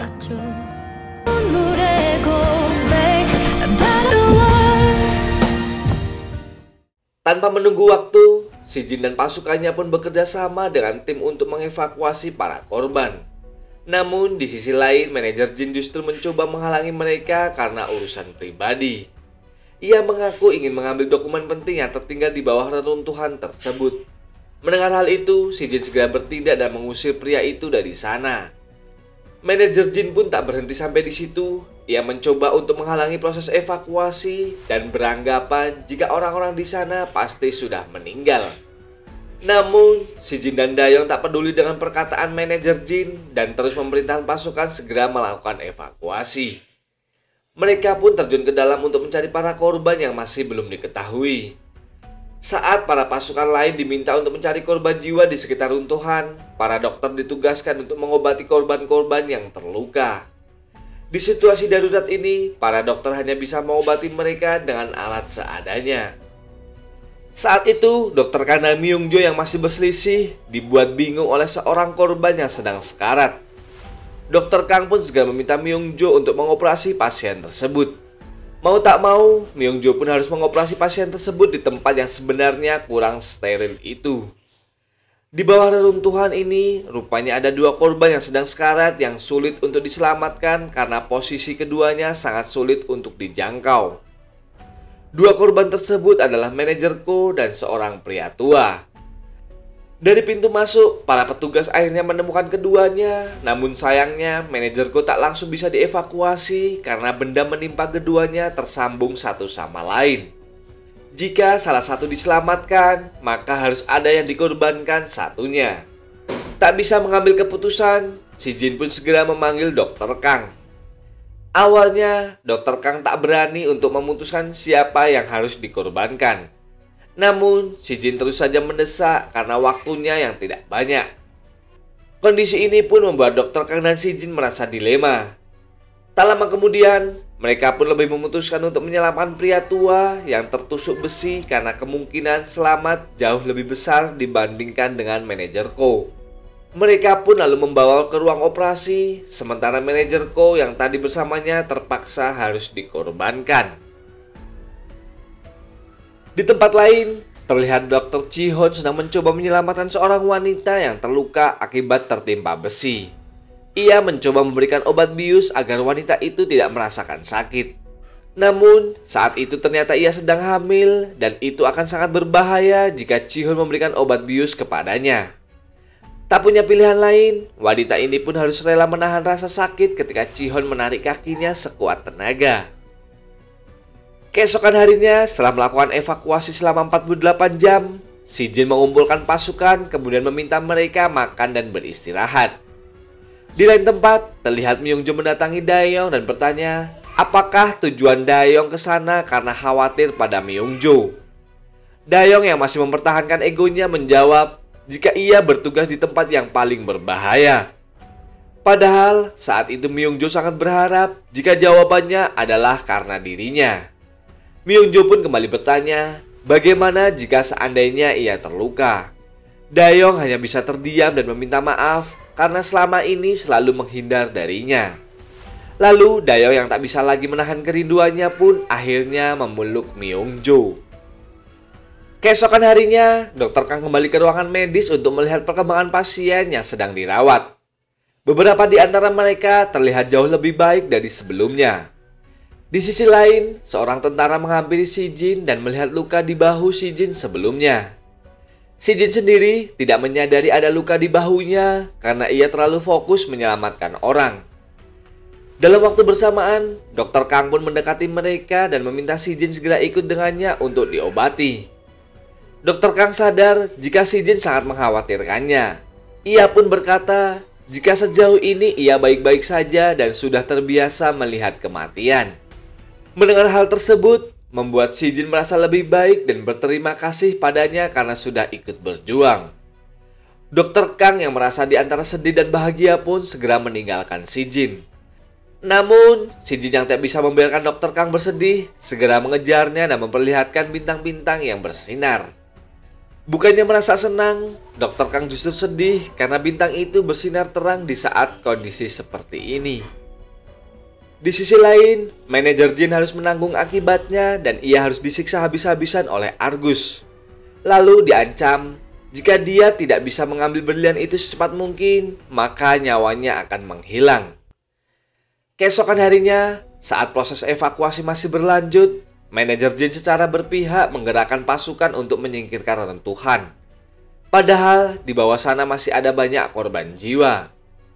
Di saat yang bersamaan, terlihat Dr. Ji-hoon mencoba menyelamatkan seseorang pria muda bernama Kang Min-jae yang berada di basement lantai 3. Saat mencoba meraih tangan Min-jae, tiba-tiba bangunan tersebut bergetar yang membuat Ji-hoon ketakutan dan segera meninggalkannya di sana. Getaran itu pun mengakibatkan lubang yang tadinya terbuka malah kembali tertutup dan Min-jae kembali terjebak di dalam sana. Pasukan kembali ke dalam untuk memastikan apakah ada orang yang masih di sana, dan ketika mendengar ada suara keras, Min-jae pun segera meminta pertolongan. Tak lama kemudian, si Jin segera mengambil obat-obatan dan berusaha menemukan orang tersebut. Tak butuh waktu lama bagi si Jin untuk menemukan Min-jae setelah 3 hari di dalam reruntuhan itu. Dengan arahan Dr. Kang, ia mencoba untuk memberikan bantuan medis, namun rupanya hal itu malah membuat Min-jae terkena alergi. Tak lama setelah itu, manajer Jin kembali berusaha dan mencoba untuk menyingkirkan reruntuhan di atas yang mengakibatkan getaran kembali terjadi. Getaran itu pun membuat pintu masuk gedung kembali tertutup dan keduanya terjebak di dalam sana. Si Jin yang takut Min-jae terkena reruntuhan segera melindunginya yang membuat tubuhnya justru terkena reruntuhan itu. Saat itu, Min-jae panik dan mengira jika si Jin telah tewas. Namun, tak lama kemudian si Jin terbangun dan menulis sesuatu di perban yang ada di tangan Min-jae. Sementara dari atas sana, Daeyoung berusaha untuk menghentikan manajer Jin. Setelah itu, ia pergi ke bawah untuk menyelamatkan keduanya. Setelah berhasil menemukan si Jin, Daeyoung segera membawa Min-jae terlebih dahulu. Melihat Min-jae yang berhasil selamat, membuat Dr. Ji-hoon terlihat sangat panik dan ia pun merasa bersalah karena telah meninggalkan pria itu sendirian di bawah. Min-jae pun segera dibawa ke ruang medis untuk mendapatkan perawatan dokter. Ji-hoon yang mencoba untuk menembus rasa bersalahnya mendekati Min-jae dan mencoba untuk membantu. Namun rupanya Min-jae yang kesal pada Dr. Ji-hoon menolak bantuan tersebut. Ia tak bisa menyembunyikan kekesalannya dan menganggap Ji-hoon tidak layak disebut sebagai dokter. Di waktu yang bersamaan, Dr. Kang baru sadar jika si Jin masih terjebak di sana. Namun tak lama kemudian, si Jin kembali ke atas dan memastikan jika ia baik-baik saja. Mengetahui Dr. Kang sedang khawatir, ia pun meminta pasukan untuk segera membawanya ke ruangan medis. Tak lama kemudian, manajer Jin kembali berulah. Ia marah-marah pada semua orang karena telah menghentikan rencananya. Daeyoung yang terlihat sudah muak dengan orang itu pun langsung tak segan menghajarnya yang membuat si Jin hanya bisa tersenyum. 그거라고 봐봐 생존자도 살았고 짱 멋있어. Singkat cerita, si Jin akhirnya dibawa ke ruangan medikap untuk mendapatkan perawatan. Tak lama kemudian, Gi Beom datang dan meminta si Jin untuk menghadap atasan. Dr. Kang yang tak tahu apa soal dunia militer justru meminta atasan itu untuk datang menemui si Jin jika ada sesuatu yang penting. Dan benar saja, Letnan Park pun datang ke lokasi untuk menemui si Jin. Tujuan Letnan datang ke TKP hanya untuk memberitahu jika beberapa hari ke depan tim ini akan dipulangkan. Mendengar hal itu, keduanya pun terlihat murung dan bersedih karena mereka akan segera berpisah. Setelah itu, manajer Jin menemui Letnan Park dan mengatakan jika para tentara itu telah menyakitinya. Ia akan menuntut mereka karena telah melakukan kekerasan padanya. Manajer Jin mengira jika Letnan Park akan membelanya. Namun, Letnan Park berkata jika ia akan menuntut balik karena manajer Jin justru mengacaukan proses evakuasi dan membahayakan nyawa para korban. Keesokan harinya, Dr. Kang segera mengumpulkan pekerja medis dan menyampaikan pesawat akan datang menjemput mereka. Dan ia meminta mereka untuk segera kembali ke Korea. Namun sayangnya, pesawat itu tak bisa membawa mereka secara bersamaan. Sehingga harus bergantian dan jika mereka memutuskan untuk tetap berada di sana, ia tak bisa berjanji kapan pesawat selanjutnya akan datang menjemput. Mendengar hal tersebut, membuat para pekerja medis lain kebingungan akankah mereka tetap di sana atau kembali kepada keluarga mereka. Tak lama kemudian, sebagian pekerja medis pun memutuskan sepakat untuk tetap berada di sana bersama Dr. Kang. 귀국을 위한 인천의 항공편이 잡혔어요. 남을 수도 있죠. 언제가 될지 모르겠어요. 그 환자 한국으로 후송하는 데 써주세요. 10번 베드 환자한테 부탁드려요. 아, 왜들 이래? 귀국하실 분 편하게 손들어 주세요. 내 소울이 앉을 거야. Di hari keempat, proses evakuasi akhirnya dihentikan. Di hari yang sama, alat komunikasi yang sempat berhenti akhirnya juga mulai kembali pulih. Dan semua yang ada di sana pun segera mengabari keluarga karena tugas mereka sudah mulai berkurang. Di sisi lain, Myung-jo datang untuk berbicara dengan Si Jin dan mengatakan jika ayahnya ingin berbicara dengan menantu kesayangannya. Tak tahu jika saat itu Daeyeong juga berada di sana. Mendengar kalimat itu membuat Daeyeong salah paham dan sedikit cemburu. Di lain tempat, terlihat para dokter memperbaiki pengeras suara dengan bantuan Daniel. Setelah alat itu berhasil diperbaiki, Dr. Kang segera memutar musik agar membuat pasien merasa lebih bahagia. Namun setelah musik itu habis, rekaman suara Dr. Kang beberapa waktu lalu berputar secara otomatis. Rekaman itu berisi curahan hatinya mengenai perasaannya pada Si Jin, yang sontak membuat Dr. Kang panik mendengar suara rekaman itu dan berusaha menghentikannya. Setibanya di sana, rupanya Si Jin sudah terlebih dahulu di tempat tersebut, yang membuat Dr. Kang semakin malu. Ia berkata, seharusnya Si Jin menutup telinga saat mendengar rekaman suara itu. Si Jin menjawab, seharusnya Dr. Kang mengakui perasaannya secara langsung, bukan malah mengakui saat mereka berada di situasi berbahaya. Mendengar perkataan Si Jin, Dr. Kang pun semakin malu dan langsung pergi dari sana. 교수가 뭐고 그냥 대충 살걸. 안 오네. 안 오. 내가 죽으면 제일 먼저 발견할 사람 유시.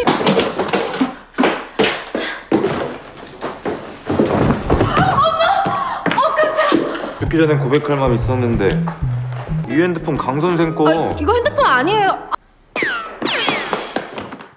Sejak kejadian itu, Dr. Kang menjadi bahan omongan pasukan lain. Beberapa di antara mereka mengaku jika sebenarnya mereka tak suka dengan Dr. Kang.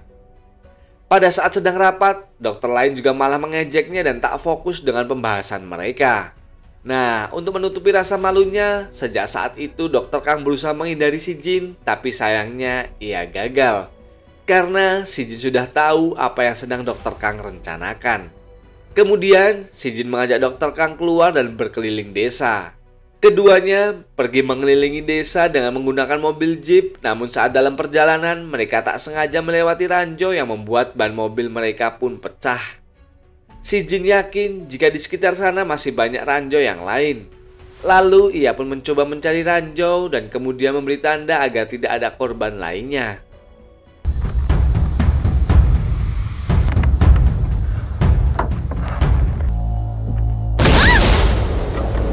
지금 지뢰밭 한가운데 있습니다. 근데 어떡해요? 내 발자국만 밟으면 따라와요. 그게 지뢰예요?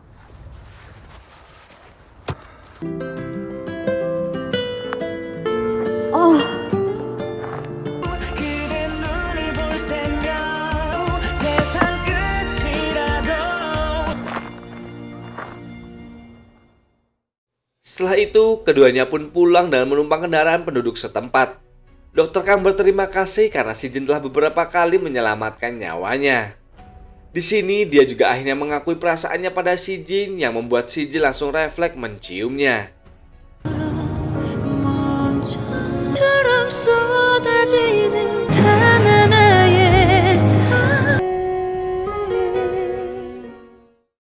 Sementara itu, di lain tempat, terlihat manajer Jin sudah berhasil mendapatkan berangkas berisi berlian yang selama ini diincar oleh Argus. Namun, saat itu ia berkata, jika kunci berangkas sudah rusak akibat gempa yang terjadi. Padahal sebelumnya, manajer Jin telah mengeluarkan berlian dari dalam berangkas dengan merusak kunci berangkas tersebut. Setelah itu, ia pun menyembunyikan berlian tersebut dengan cara menelannya. Keesokan harinya, manajer Jin memaksa untuk naik mobil yang membawa pekerja medis melintasi perbatasan. Padahal sebelumnya mereka sudah mengatakan jika tidak ada kursi yang kosong untuknya. Akhirnya, Dr. Song pun harus merelakan kursinya dan tetap berada di sana. Setelah manajer Jin meninggalkan tempat itu, Argus baru sadar jika manajer Jin telah menipunya. Akhirnya, Argus mengerahkan semua pasukan untuk pergi menyusulnya ke bandara. Di sisi lain, manajer Jin mencari jalan lain dan bersembunyi di sebuah hotel kecil. Setelah mengeluarkan sebagian berlian dari perutnya, manajer Jin mencoba untuk membuat paspor palsu, namun sayangnya petugas imigrasi curiga dengan identitasnya, yang membuat manajer Jin tak bisa keluar dari negara tersebut. Kembali ke kamp militer, saat itu terlihat Jenderal Yeon datang ke sana untuk mengecek perkembangan. Setelah itu, ia pun memanggil Si Jin, Myung-jo, Dae-yong, dan Dr. Kang untuk datang menghadapnya. Jenderal Yeon tak banyak bicara pada Dr. Kang dan hanya memuji kinerja dokter tersebut dan berharap suatu saat nanti mereka bisa bertemu kembali. Setelah Dr. Kang pergi dari ruangan, Jenderal bertanya urusan pribadi pada mereka.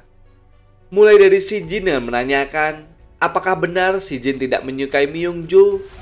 Si Jin menjawab, jika selama 7 tahun mengenalnya, Myung-jo hanyalah sebatas rekan kerja saja. Pertanyaan pun kembali dilanjutkan pada Dae-yong mengenai perasaannya terhadap putrinya. Namun, Myung-jo justru menjawab jika ia semakin mencintai Dae-yong. Dan tiba-tiba, Dae-yong yang tadinya cuek akhirnya berterus terang jika ia menyukai Myung-jo. Ia pun akan lebih keras dan berusaha untuk mempertahankan hubungan mereka berdua. Melihat hubungan putrinya dan Dae-yong yang sudah tak bisa dipisahkan lagi, Jenderal Yeon meminta putrinya agar segera keluar dan ingin berbicara langsung dengan Dae-yong. Setelah Myung-jo keluar dari tempat itu, tanpa basa-basi, Jenderal Yeon pun mengatakan jika dengan terpaksa ia merestui hubungan keduanya. Dan setelah mempertimbangkan jika keduanya pasti akan menikah. Ia merestui hubungan putrinya dengan satu syarat, yakni Dae-yong harus keluar dari anggota militer dan bekerja di tempat lain. Dae-yong harus memberikan keputusan itu setelah tugasnya dari luar negeri selesai dan kembali ke Korea. Sementara di tempat berbeda, Dr. Kang menunjukkan sikap cemburunya kepada Si Jin dan Myung-jo. Dr. Kang bertanya, mengapa Si Jin tidak menyukai Myung-jo padahal ia adalah gadis yang cantik. Tanpa menjawab pertanyaan tersebut, tiba-tiba Si Jin mencium Dr. Kang yang membuat Dr. Kang pun malu. 지금 질투하는 겁니까?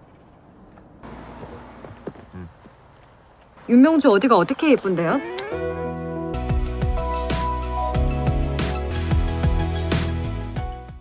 Beberapa saat kemudian, Si Jin pergi ke toko kecil di desa itu.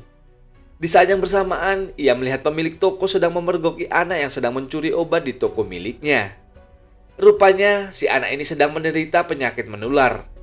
Sebelum ia menularkan penyakit itu, Dr. Kang meminta anak itu segera membawa mereka ke rumahnya. Ternyata, anak tersebut tinggal di sebuah perkampungan kumuh yang tak terawat. Setibanya di sana, Si Jin memintarkan untuk melacak tempat tersebut, namun ternyata desa itu tak ada di map. Yang membuat mereka pun merasa ada yang janggal. Ia pun bertanya pada mereka sejak kapan mereka mengalami penyakit tersebut. Lalu datanglah salah satu remaja bernama Fatimah menjawab jika mereka tak akan diberi makan selama 3 hari jika ketahuan berbicara dengan orang asing. Dr. Kang lalu meminta Fatimah untuk mengatakan apa yang sebenarnya terjadi. Karena jika tidak maka anak-anak di sana akan meninggal.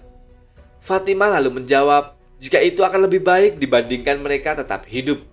Karena anak laki-laki di sana akan dijadikan sebagai mafia, sementara yang perempuan akan dijadikan wanita penghibur. Tak lama berselang, Argus yang menjadi ketua mafia setempat datang ke sana untuk memeriksa keadaan. Saat melihat kedatangan Argus, anak-anak itu pun langsung lari ketakutan. Dr. K yang tak tahu apa-apa segera menemui Argus dan meminta izin untuk membawa mereka ke posko demi mendapatkan perawatan. Di saat yang bersamaan, tanpa diduga Fatimah menembak Argus dari belakang hingga terjadilah kegaduhan di sana. Argus pun segera meminta Dr. Kang untuk mengobatinya. Namun, di sini Dr. Kang menolak karena merasa ketakutan. Fatimah juga memohon agar mereka membiarkan Argus untuk mati. It's good to see you again, Captain. 라이언 일병.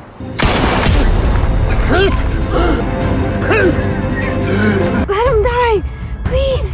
Don't take that chance, but kill that bitch. 살리지 말까 봐요. Argus terus memaksa Dr. Kang dan menyinggung soal sumpah profesi yang telah dilakukan oleh Dr. Kang. Tak punya pilihan lain, si Jin pun segera meminta Dr. Kang untuk mengambil peluru di tubuh Argus. Lalu setelah itu, ia dan para anak buahnya pun segera pergi dari sana. Namun, saat itu Argus berjanji, jika suatu saat nanti mereka pasti akan bertemu lagi seolah ia memberikan ancaman kepada mereka. Tak lama setelah itu, pasukan yang lain datang untuk mengangkut anak-anak yang sedang sakit agar dibawa ke posko. Setibanya di posko, terlihat Fatimah sangat marah pada Dr. Kang karena telah membantu Argus. Ia merasa keputusan mereka membentuk Argus adalah keputusan yang salah karena dia sangat berbahaya. Sementara itu, di lain tempat setelah mendapatkan laporan dari si Jin, Daeyeong dan Myungjo pergi ke desa untuk memeriksa keadaan anak-anak yang ditinggalkan di sana. Namun, setibanya di sana, desa tersebut sudah kosong dan tidak ada yang tersisa. Keduanya pun kembali ke markas dan memberitahu si Jin soal hal itu. Keesokan harinya, terlihat para pasukan dan dokter kedatangan paket dari keluarga dan teman. Dr. Kang melihat ada paket dari seorang wanita untuk Daeyeong dan segera memintanya untuk mengambil paket tersebut. Namun entah mengapa, saat mendengar nama wanita itu, tiba-tiba Daeyeong dan si Jin terlihat sangat panik. Di saat yang bersamaan, Myungjo yang mendengar wanita lain mengirim paket untuk Daeyeong juga segera datang menemui Dr. Kang dan membuka paket tersebut. 막상 식당 쪽이요.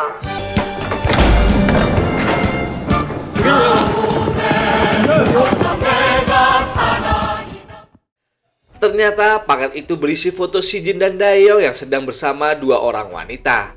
Awalnya, keduanya berbohong dan berkata jika wanita tersebut adalah sepupu Daeyeong. Lalu kemudian keduanya pun mengaku jika mereka sempat melakukan kencan buta dengan orang asing yang ada di foto tersebut. Di sini, keduanya pun harus menghadapi kecemburuan dari pasangan masing-masing. 오해입니다. 오해가 확실합니다. 암수가 서로 이렇게 정다운데 사촌 여동생입니다. 동시에 대답합니다. 서상사 왼쪽인지 오른쪽인지. 지금 전우를 버리시는 겁니까? 예, 그렇습니다. 따라와요. 단결. Saat Dr. Kang meminta kejelasan dari si Jin, tiba-tiba ia menerima telepon dari istri Dr. Ji-hoon karena Dr. Ji-hoon tidak kunjung meneleponnya. Ternyata saat itu Dr. Ji-hoon masih merasa bersalah dengan terus mendekati Min-jae. Ia mengaku jika saat itu rasa takutnya lebih besar dibandingkan rasa tanggung jawabnya sebagai seorang dokter. Mendengar penjelasan itu, Min-jae kembali memarahinya yang membuat Ji-hoon pun pergi untuk mengasingkan diri. Sebelum menemukan Dr. Ji-hoon, Dr. Kang mendapat laporan dari tempat penyimpanan jika persediaan obat mereka dicuri oleh seseorang. Ternyata orang yang mencuri obat tersebut adalah Fatimah dan berencana menjualnya pada sekelompok mafia. Dr. Kang dan si Jin yang merasa Fatimah sedang dalam bahaya segera menemui seorang wanita di tempat hiburan. Wanita itu memberitahu di manakah mereka biasanya menjual obat-obatan. Setibanya di sana, mereka pun menemukan Fatimah yang sedang dalam bahaya. Si Jin lalu berkata agar Dr. Kang membawa Fatimah keluar dan segera masuk ke dalam mobil saat ia melawan orang-orang tersebut. 오른쪽은 강 선생이 맡아요. 왼쪽은 내가 맡을 테니까. I will drop my weapon. 내가 이 총을 쏘면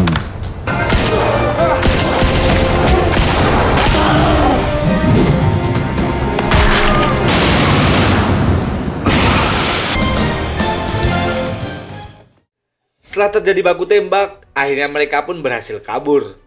Keesokan harinya, si Jin dan Daeyeong mendapatkan kabar jika manajer Jin ditangkap dan gagal kembali ke Korea karena menggunakan paspor palsu. Di saat yang bersamaan, Min-jae mengatakan bisa jadi manajer Jin ditangkap karena berlian yang ia sembunyikan beberapa waktu lalu. Sebelum terjadi gempa, Min-jae melihat manajer Jin memasukkan berlian ke dalam brankas dan menyembunyikannya di bawah lantai. Mendengar ucapan Min-jae itu, membuat si Jin pun segera mencari keberadaan manajer Jin. Ternyata saat itu Agil sudah menemukan manajer Jin dan memaksanya untuk memberikan berlian itu. Namun karena manajer Jin tak kunjung menunjukkan berlian itu, mereka pun memutuskan untuk memeriksa isi perutnya. Di saat yang bersamaan, si Jin dan timnya tiba di sana yang membuat mereka meninggalkan TKP. Setelah sampai di kamp militer, manajer Jin pun batuk-batuk dan mereka mengira jika ia sedang berpura-pura. Tak lama kemudian, tiba-tiba mulutnya mengeluarkan darah yang membuat Dr. Kang pun memeriksanya. Awalnya, Dr. Kang mengira belian itu menyebabkan pendarahan dan memutuskan untuk melakukan operasi. Namun, saat operasi dilakukan, mereka menemukan adanya sesuatu yang janggal. Dr. Kang merasa batuk yang dialami oleh manajer Jin merupakan virus yang lebih berbahaya dari flu biasa. Myung-jo pun segera meminta petugas medis untuk menjauhkan tangan mereka dari pasien dan meminta mereka untuk segera keluar dari ruangan. Sementara, ia dan Dr. Kang akan menyelesaikan operasi dan karantina agar tidak menginfeksi yang lain. 양반아, 이제 와서 꾀병 부려봐야. 호흡이 약해요. 맥박도 약하고. 출혈 심해요. 네. 혈관 아니고 수술대에서 떨어져요. 얼른! M형 바이러스에 의한 악성 패스틸러스로 추정됩니다. 다들 나가세요. Dan benar saja, saat itu manajer Jin sudah terinfeksi virus M3. Selain manajer Jin, virus tersebut rupanya sudah menginfeksi salah satu di antara dua dokter yang sedang bertugas. Si Jin dan Daeyong yang panik mendengar pernyataan ini segera berlari menghiraukan aturan karantina. Setibanya di sana, Daeyong yang khawatir dengan Myung-jo pun segera memeluknya. Setelah itu, Dr. Kang bertanya, apakah Myung-jo takut jika benar-benar terinfeksi virus M3 seperti yang terjadi pada manajer Jin? Myung-jo lalu menjawab, jika satu-satunya yang ia takutkan sekarang adalah berpisah dengan Daeyong.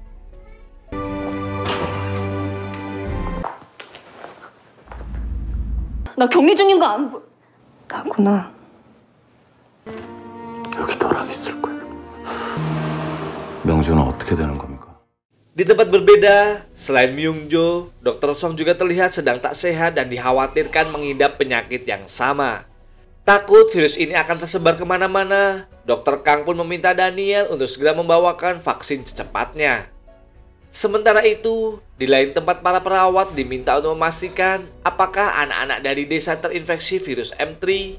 Pada saat melakukan pemeriksaan, tiba-tiba listrik pun padam yang membuat seluruh mesin berhenti bekerja. Akibatnya, mesin pompa pernafasan manajer Jin pun berhenti yang membuatnya tak bisa bernafas dan mengalami kejang-kejang. Dr. Ji-hoon yang panik melihat kejadian itu pun segera masuk ke dalam dan menghentikan pria tersebut.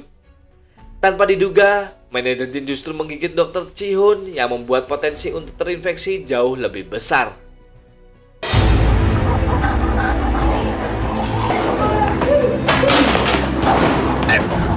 진정제요. 알았어요. 2분 됐어요. 이춘 선생 팔뚝 물렸어요. Setelah manajer Jin berhenti kejang-kejang, Dr. Ji-hoon juga diminta untuk mengisolasi diri agar tidak menjangkit yang lain. Singkat cerita, suasana menjadi lebih baik setelah hasil pemeriksaan Daeyong, Dr. Song, dan Dr. Ji-hoon keluar ketika orang itu dinyatakan bebas dari virus M3. Sementara di ruangan lain, terlihat kondisi Myung-jo semakin memprihatinkan karena virus M3 terus menggerogoti tubuhnya dan membuat kesehatannya semakin memburuk. Di saat itu, Myung-jo akhirnya memberanikan diri untuk menelepon sang ayah. Sebelumnya, ayahnya sudah mengaku jika ia sudah mengetahui putrinya terjangkit virus tersebut. Namun, sebagai atasan, ia tidak bisa berbuat apa-apa lagi membuat perintah hanya karena urusan pribadi. Mendengar hal tersebut, Myung-jo membuat dua permintaan pada ayahnya, yaitu memaafkan kesalahannya dan meminta agar Daeyong tidak keluar dari militer. Tak lama setelah itu, seorang kapten menelepon si Jin dan memintanya untuk segera datang ke kantin karena ada bahaya yang mengancam. Si Jin yang panik pun segera datang ke tempat itu dan melihat Argus serta anak buahnya datang ke sana. Awalnya Argus mengatakan tujuannya ke sana adalah untuk bertemu dengan manajer Jin, namun si Jin tak mengizinkannya. Si Jin lalu berusaha mengusir Argus, namun tiba-tiba Argus meraih sesuatu dari saku bajunya yang rupanya saat itu Argus mengeluarkan 2 botol obat dan memberikannya pada Dr. Kang. Di sisi lain, tiba-tiba suhu tubuh Myung-jo meningkat secara drastis dan membuat dirinya tak sadarkan diri. Saat itu mereka sadar jika vaksinnya dibutuhkan tidak kunjung datang. Si Jin yang mulai merasa khawatir segera menelepon Daniel dan menanyakan apa yang terjadi. Ternyata malam itu mobil yang mengangkut vaksin dirampok oleh anak buah Argus. Lalu tak berselang lama, Argus pun meminta si Jin untuk segera datang menemuinya dan mengambil vaksin tersebut. Pada saat pasukan menuju lokasi, Dr. Kang sibuk menurunkan suhu tubuh Myung-jo dengan cara mematikannya menggunakan air es. Setelah cukup lama merendam Myung-jo di air es, barulah suhu tubuhnya mulai turun. Setibanya di lokasi perampokan, anak buah Argus turun dan meminta agar si Jin memberikan berlian yang sempat dicuri oleh manajer Jin. Tanpa berlama-lama, si Jin pun memberikan berlian tersebut dan anak buah Argus memberikan kunci mobil vaksin pada mereka. Setelah itu, si Jin dan para pasukannya segera melakukan penyerangan kepada mereka hingga mereka pun menyerah.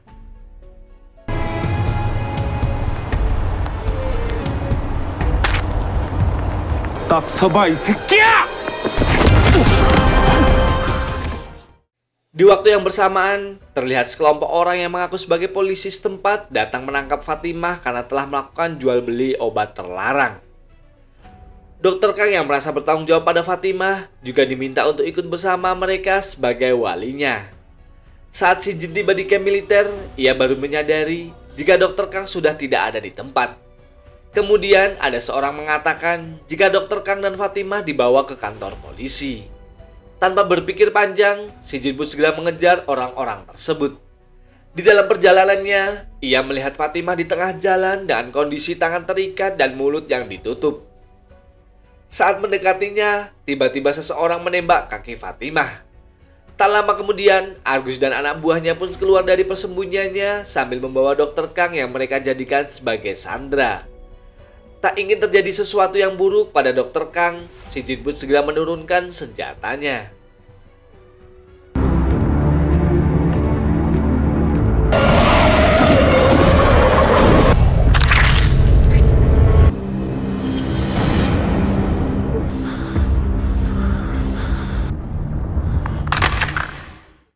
Di sini, Argus mendekati mereka dan mengatakan tujuannya. Jika si Jin ingin menyelamatkan Dr. Kang, ia harus membawa mereka keluar dari negara tersebut malam nanti. Mengetahui Dr. Kang sedang ketakutan dan menangis, ia pun meminta agar Dr. Kang tetap tenang karena ia akan datang menyelamatkannya. Setelah itu, si Jin kembali ke markas dan menceritakan apa yang telah terjadi pada Letnan Byung-soo. Mendengar hal itu, sang letnan langsung marah dan meminta mereka untuk tidak ikut campur dalam urusan Argus. Namun, si Jin yang tetap dalam pendiriannya untuk menyelamatkan Dr. Kang seolah tidak peduli dengan hal itu dan segera pergi dari sana lalu menjalankan misi penyelamatan seorang diri. Dia juga meminta bantuan pada bawahan Presiden Arab untuk menyiapkan helikopter yang akan membawa Argus dan para anak buahnya keluar dari negara tersebut. 그 3시간 동안 난 네 행방을 모른다.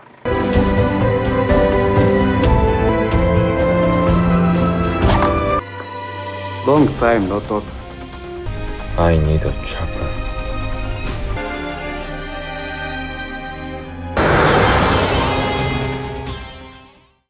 Sementara di lain tempat terlihat Agus mencoba untuk menakut-nakuti Dr. Kang. Ia meminta ke Dr. Kang tidak berhubungan lagi dengan si Jin karena ia dikenal sebagai orang yang cerdas dan misterius. Terlihat Daeyeong yang mulai curiga karena tidak melihat si Jin dari tadi diberitahu seorang petugas jika saat ini Dr. Kang berada di kantor polisi.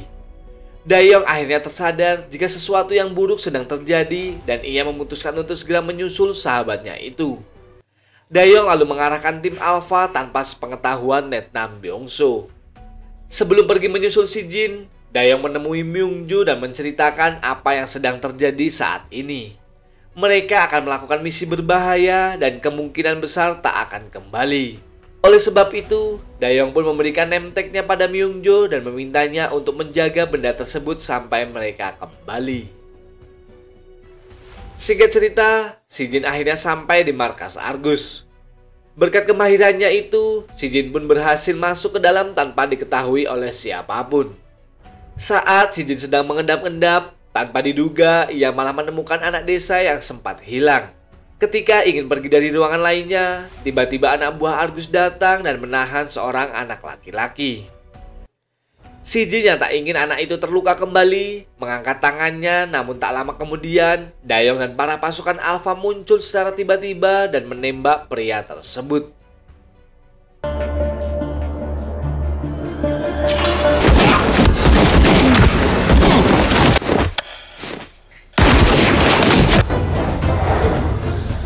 여기서 뭐합니까?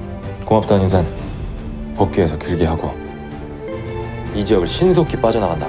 네, 알겠습니다. 예, 알겠습니다. Setelah itu, mereka pun segera berpencar untuk mencari Dr. Kang dan menyelamatkan anak-anak yang telah disekap. Sementara, Argus yang belum melihat Si Jin datang, membuatnya merasa jika Si Jin mengingkari janji dan segera membawa Dr. Kang pergi dari tempat tersebut. Saat mereka mencoba kabur, akhirnya mereka pun bertemu dengan Si Jin yang sudah menunggunya. Karena Si Jin sudah menepati janji membawakan jalan keluar untuk mereka, ia pun meminta agar Argus melepaskan Dr. Kang. Namun, Argus malah menolak dan meminta Si Jin untuk membawa mereka masuk ke dalam helikopter. Si Jin yang sudah muak karena Argus mengingkari janjinya menodongkan senjata pada mereka. Namun, Argus menunjukkan jika saat itu ia memasang bom rakitan di tubuh Dr. Kang yang akan meledak dalam beberapa menit lagi. Si Jin bertanya pada Dayong bagaimana cara melepaskan bom tersebut agar ia bisa menyelamatkan Dr. Kang. Jika bom itu terdapat sambungan wireless yang tersambung dengan remote control. Lalu, tanpa berlama-lama, Si Jin pun menembak sambungan wireless yang berada di bahu Dr. Kang hingga membuat bahu Dr. Kang terluka. Namun kejadian itulah yang membuat mereka bisa menembak semua anggota Argus. 오른쪽 어깨 넘는 희미한 초록 불빛. 절대 움직이지 마요.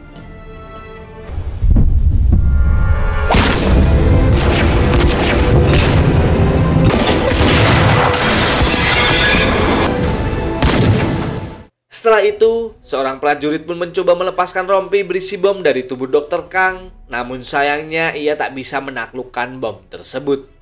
Tanpa berpikir panjang, Si Jin pun segera melemparkan bom keluar yang mengakibatkan ledakan di sana. Tak lama setelah itu, Argus ternyata masih hidup dan kembali menyerang mereka. Si Jin yang sudah tak tahan dengan Argus pun melakukan serangan balik dan menembak Argus berkali-kali hingga ia terbunuh. 두 분이라도 멀리 가요, 얼른. 타이머를 멈추는데 실패했습니다. 폭파에 차입니다.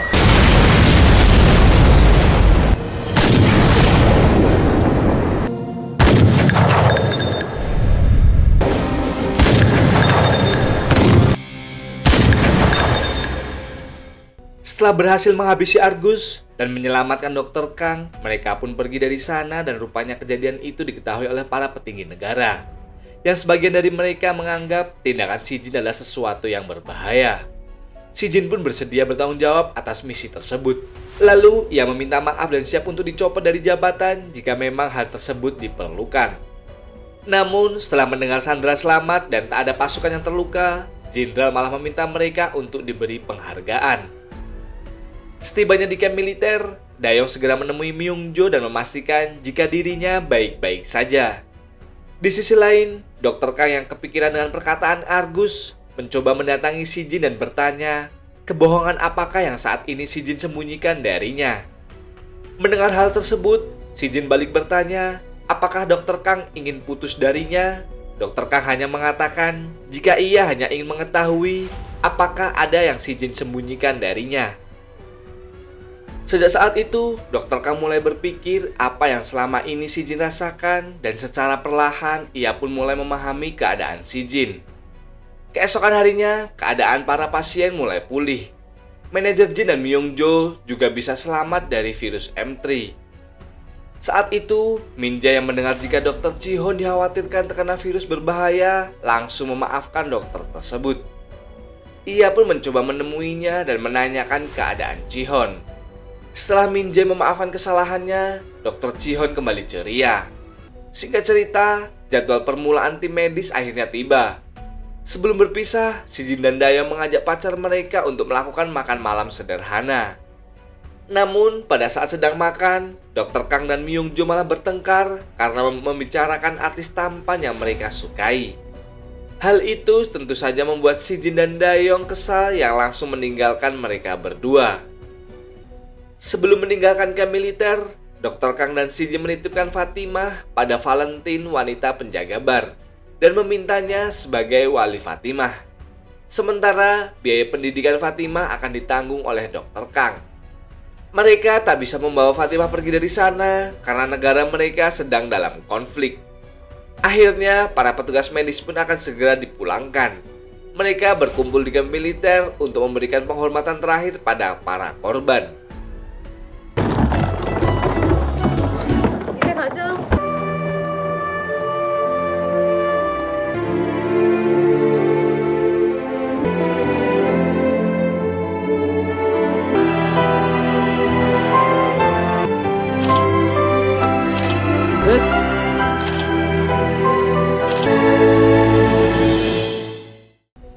Setibanya di Korea, mereka kembali bekerja seperti biasa. Saat memasuki rumah sakit, rupanya petugas medis yang lain sudah menunggu dan menyambut kedatangan mereka. Presiden Han sebagai kepala rumah sakit yang masih mencintai Dr. Kang segera mendekatinya dan memberikan bunga padanya. Setelah itu, Dr. Kang yang makin tak suka pada Presiden Han memutuskan untuk keluar dari rumah sakit tersebut. Presiden Han mencoba untuk mencegahnya, namun keputusan Dr. Kang sudah bulat. Tak lama kemudian, Dr. Kang datang ke bank untuk keperluan pengajuan kartu kredit. Namun saat itu petugas mengatakan jika Dr. Kang tak bisa mengajukan kartu kredit jika ia tidak bekerja. Alhasil, Dr. Kang pun segera menemui Presiden Han dan mencabut keputusannya itu.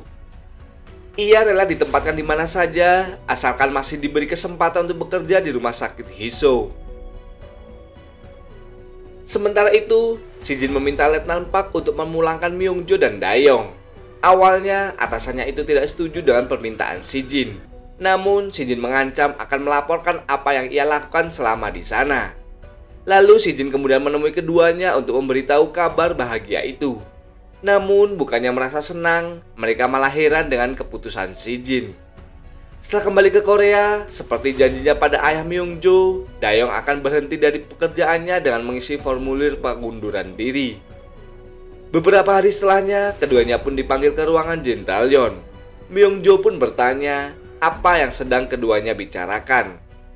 Jenderal pun menjawab jika mereka membahas mengenai dokumen pengunduran diri Dayong. Sontak, Myung Jo dibuat kecewa dengan ayahnya karena tidak memenuhi permintaannya saat ia sedang sakit. Dayong pun lalu menjelaskan pada Myung Jo jika apa yang ia lakukan adalah murni karena keinginannya sendiri. Ia ingin merasa pantas berdampingan dengan Myung Jo dan tak ingin sang jenderal merestui hubungan mereka hanya karena permintaan putrinya yang sedang sakit. Penjelasan itu membuat Myung Jo meminta putus dari Dayong karena tak mau Dayong menderita karenanya. Dan setelah kejadian itu, Dayong mengajak Si Jin minum bir di sebuah kedai hingga mereka pun mabuk berat. Dr. Kang yang sudah mengetahui kepulangan mereka segera menemui keduanya dan memarahi mereka. Namun, tak lama kemudian Dr. Kang malah ikut minum. Beberapa saat kemudian, Si Jin pun mengantar Dr. Kang kembali ke rumah dan setibanya di sana, keduanya malah bertemu dengan ibu Dr. Kang. Dari situlah, ibu Dr. Kang baru tahu jika putrinya sudah punya pacar yang sangat tampan. Keesokan harinya, keduanya kembali bertemu, tapi tak lama kemudian, Si Jin mendapatkan panggilan tugas dari atasan. Dr. Kang yang sudah memahami pekerjaan Si Jin pun sudah siap dengan hal tersebut. Rupanya saat itu, tim Alpha ditugaskan ke Korea Utara untuk mengawal panglima militer melakukan rapat kerja. Setibanya di sana, Si Jin kembali bertemu dengan Letnan Han dari Korea Utara yang sempat bermasalah dengannya. Namun karena masalah mereka sudah selesai, terlihat keduanya saling memaafkan satu sama lain. Pertemuan pertama pejabat kedua negara ini pun berjalan dengan lancar dan akhirnya mereka kembali ke Korea Selatan tanpa ada masalah. Keesokan harinya, pertemuan kedua pemimpin negara kembali dilakukan. Namun kali ini, kedua pemimpin negara itu akan bertemu di Korea Selatan. Sebelum memulai pekerjaan mereka, Dayong meminta agar para pasukan beristirahat selama 5 menit. Tak lama kemudian, sesuatu yang tak terduga terjadi karena tiba-tiba Letnan Han menerobos masuk ke sana yang membuat keduanya segera menodongkan senjata. Tak lama kemudian, ternyata datang beberapa orang dengan senjata lengkap dan mereka pun langsung menembak Letnan Han berkali-kali. Sementara, si Jin dan Dayong mencoba untuk melawan orang-orang tersebut. Namun naasnya, si Jin tertembak dan tak sadarkan diri. 남이 당신이 왜 여기 있습니까? 부고로?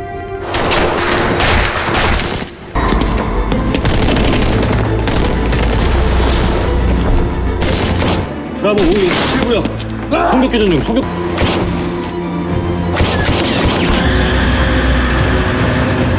지금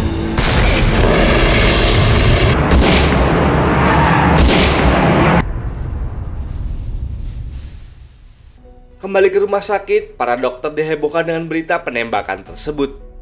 Dokter Kang yang sedang bertugas pun segera mendekati ambulan dan ingin membawa pasien untuk segera ditangani. Namun setelah membuka pintu ambulan, ia sangat terkejut melihat korban yang datang adalah si Jin. Dokter Kang yang tidak bisa menahan rasa panik pun terus menangis dan meminta agar si Jin bangun. Tak lama kemudian, tekanan darah si Jin pun kembali normal dan saat sudah sadar, rupanya saat itu Letnan Han sedang berada di ruangan lain dan menyandra Dr. H. Ia tak segan untuk menyakiti Dr. H jika mereka tidak membiarkannya pergi. Namun saat itu, si Jin segera datang dan menenangkannya. Ia meminta agar Letnan dan para dokter tersebut akan mengobatinya. Karena si Jin sudah menjamin keselamatannya, akhirnya Letnan Han pun percaya dengan apa yang akan mereka lakukan. Tanpa berlama-lama, dokter segera membawanya ke ruangan operasi dan mengambil peluru yang tertancap di tubuhnya. Saat memeriksa tubuh Letnan Han, mereka menemukan bekas jahitan dan menemukan sebuah memory card di dalam jahitan tersebut. Setelah operasi selesai, Dr. Kang segera memberi memory card tersebut pada Dayong dan memintanya untuk segera memeriksa isinya.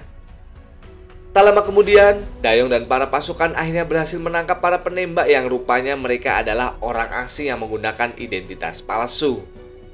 Atasannya pun bertanya, siapakah Letnan Han?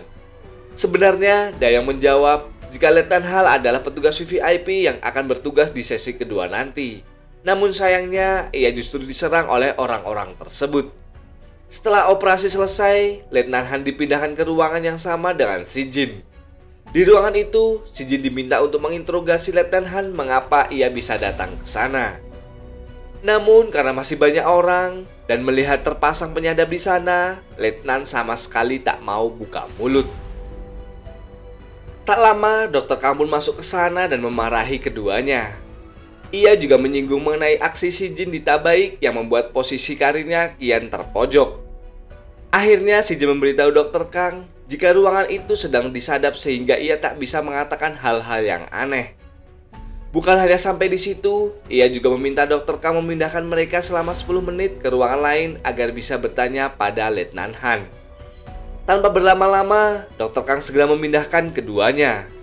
Di ruangan itu, si Jin bertanya apa yang membuat Letnan Han datang ke sana. Letnan Han pun menceritakan apa yang terjadi saat ini. Jika pasukan terlibat, mereka disewa oleh beberapa gangster untuk dijadikan sebagai penembak jitu dengan bayaran yang sangat tinggi. Sehingga tugas mereka adalah untuk menangkap para pengkhianat tersebut. Setelah melakukan pencarian cukup panjang, Letnan Han akhirnya menemukan dalang di balik semua itu dan memory card yang ia bawa berisi data-data pengkhianat negara Korea Utara. Si Jin lalu bertanya, siapakah orang itu dan meminta Letnan Han untuk memberitahu sandi memory card tersebut. Namun saat itu Letnan Han tidak mau memberitahu siapa orang yang dimaksud. Dan ia malah menelan kartu memory card tersebut sehingga tidak ada orang yang bisa mengambilnya. Setelah mendengar penjelasan itu, mereka berdua pun kembali ke ruangan sebelumnya. Namun Letnan Han mencoba melarikan diri dengan cara kabur dari jendela. Si Jin yang sudah tahu rencana itu pun segera mencegahnya. Dan pada akhirnya Letnan Han pun menjelaskan apa yang sebenarnya terjadi. Ternyata yang menjadi pengkhianat negaranya sendiri adalah komandan militer Korea Utara yang bernama Choi. Sebagai pemimpin militer Korea Utara, Choi juga membalikan fakta seolah Letnan Han lah orang yang melakukan pengkhianatan. Oleh sebab itu, ia pun meminta si Jin untuk membantunya melarikan diri dari sana. Tentu saja si Jin akan melakukannya, namun ia akan membantu Letnan Han dengan caranya sendiri. Ia pun berpura-pura menangkap Letnan Han, kemudian memberikannya pada petugas.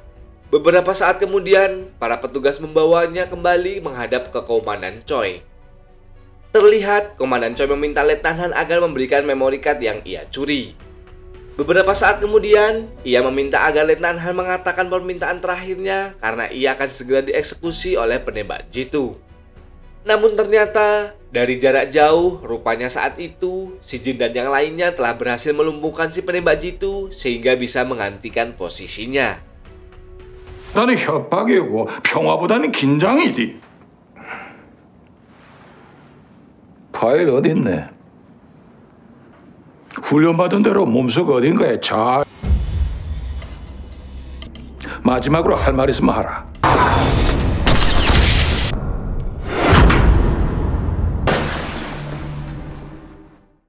Komandan Choi yang mengira Letnan Han sudah meninggal segera menemui Komandan Militer Korea Selatan dan menunjukkan ketidakpedulian soal perpisahan wilayah kedua negara. Komandan Choi yang merasa sudah menang langsung berniat meninggalkan tempat tersebut. Namun, Komandan Korea Selatan menunjukkan banyak transaksi yang telah dilakukan oleh Komandan Choi karena telah mengkhianati negaranya. Di saat yang bersamaan, beberapa petugas Korea Utara pun datang untuk segera membawa Choi dan Letnan Han. Komandan Choi yang baru tahu jika Letnan Han masih hidup sangat terkejut karena ternyata si Jin tak menembaknya di bagian vital. Dengan fakta itu, akhirnya Komandan Choi akan menerima hukuman karena telah dianggap mengkhianati pemerintah. 여기 써 있는 조건들이란 게 부하들 팔아서 달러 상의를 즉각 평양으로 귀환시키란 당의 명령입니다. 호텔 옥류관 냉면으로 부탁하겠습니다.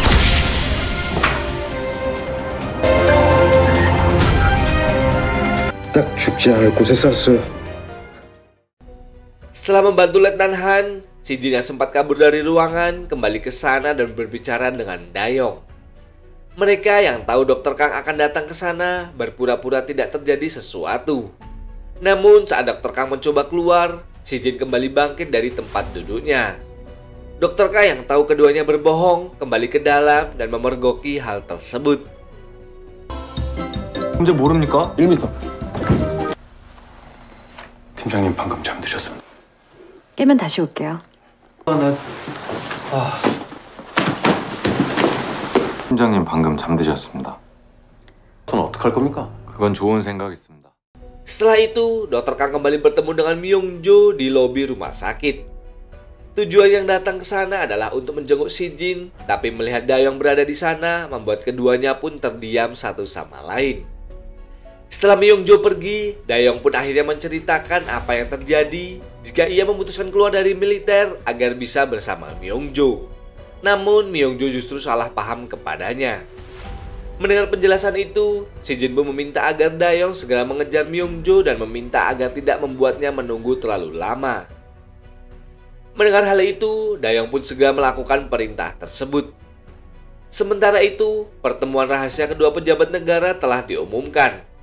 Dari pertemuan itu, kedua belah pihak setuju untuk memperpanjang perdamaian selama 5 tahun ke depan. Setelah mendengar berita itu, Dr. Kang kembali menemui si Jin di ruangannya. Mereka pun lalu melakukan rencana yang sempat tertunda, yakni menonton film bersama. 영화 볼래요? 그때 못 본 영화. 되네요. 생각도 못했어요. 우리가 못 본 그 영화는 네요. 구름 우르크가 정말 그랬어요. 야! 미쳐. 이거 은근 비싼데. 태어난 지 10분 만에 죽다 살았거든요. 이건 거의 Singkat cerita, setelah si Jin sudah pulih sepenuhnya, mereka kembali mendapatkan perintah dadakan dari jenderal yang mengharuskannya pergi dalam sebuah misi selama 3 bulan. Karena belum menemukan pengganti Dayong saat itu, Jenderal Yeon memberikan pilihan padanya untuk bisa tetap mengundurkan diri saat itu atau akan menundanya. Tak hanya itu, Dayong juga diizinkan bergabung dalam tim Alpha untuk misi tersebut. Dayong yang sudah cinta negara pun memutuskan untuk tetap berangkat, yang membuat jenderal berjanji akan membicarakan hubungan Dayong dengan Myung-jo jika misi telah selesai. Tak banyak persiapan yang Dayong lakukan, ia hanya meninggalkan name tag-nya di depan pintu kamar Myung-jo.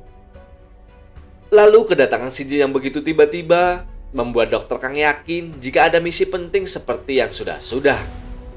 Dr. Kang pun berusaha menahan tangis karena misi tersebut yang paling lama, sehingga membuat keduanya pun harus berpisah jarak dan waktu. Hari ke hari, Dr. Kang dan Si Jin selalu menjaga komunikasi dan melaporkan apa yang mereka masing-masing kerjakan. Namun, di hari menjelang kepulangannya, secara mengejutkan, Si Jin tak membalas pesan, bahkan ia tidak membacanya. Berpindah pada negara yang tengah berkonflik, saat itu Si Jin memberi perintah pada anak buahnya untuk segera kembali karena ia dan Dayong harus memastikan keadaan sekitar. Namun beberapa saat setelah helikopter meninggalkan tempat tersebut, tiba-tiba sebuah peluru tepat mengenai dada Si Jin yang membuatnya tak berdaya. Lalu tak berselang lama, sebuah ledakan besar juga terjadi di tempat tersebut yang membuat anggota lainnya yakin jika Si Jin dan Dayong tak bisa selamat. Go! Go!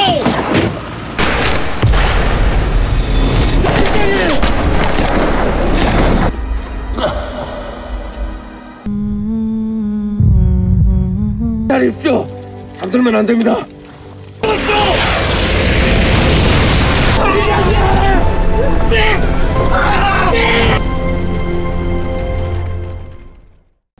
Sementara itu di Korea, Dr. Kang sempat mengobrol dengan Myung-jo yang sama-sama sedang berharap karena menunggu kembali pacar mereka.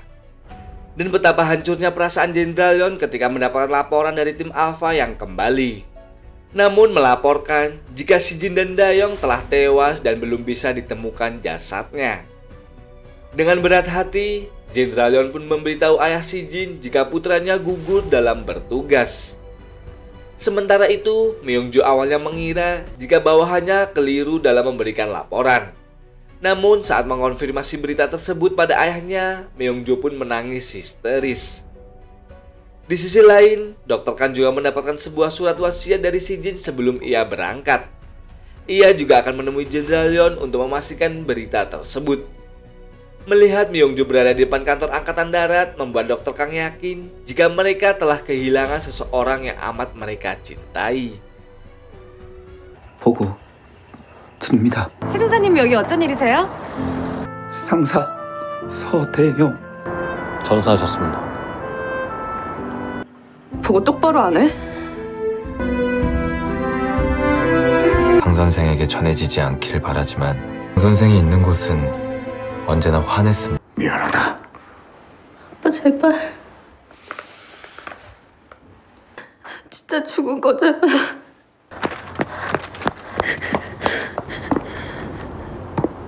제발 말고 대답 좀 해, 윤명주! 안 온대, 그 사람!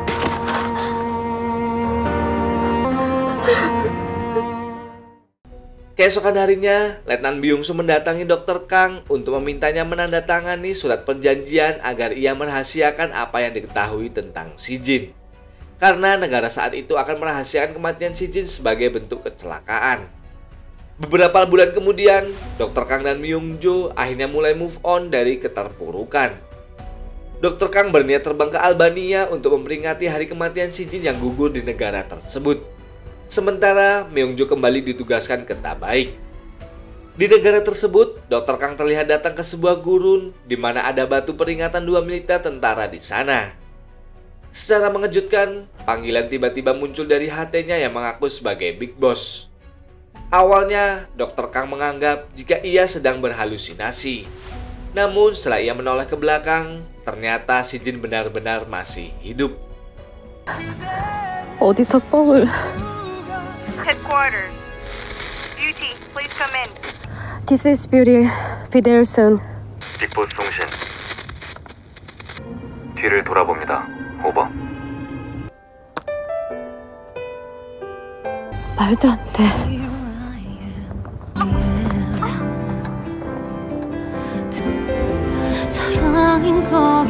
되게 오랜만입니다. 살아 있었어요?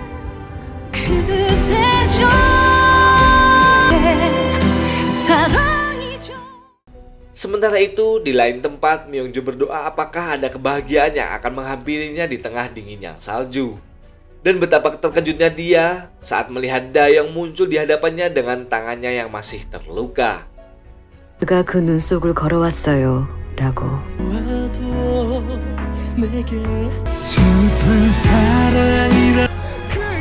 많이 늦었다.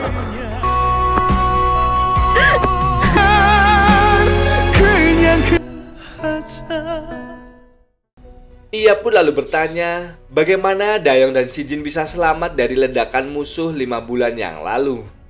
Ternyata sebelum ledakan terjadi, keduanya diseret dan dijebloskan ke dalam penjara dan mengalami banyak penyiksaan. Namun beruntungnya, keduanya diselamatkan oleh seseorang yang ternyata adalah Letnan Han yang berhutang budi pada mereka. Berpindah pada Dr. Kang yang saat itu sedang merawat luka di tubuh Si Jin. Ia sempat meminta seseorang untuk memastikan apakah benar ia tidak bermimpi. Malam itu juga, Dr. Kang mendapatkan telepon dari teman-temannya di Korea. Melihat Si Jin di sana dengan menyantap makanan membuat mereka sangat ketakutan karena mengira arwah Si Jin sedang gentayangan. Can you see that person?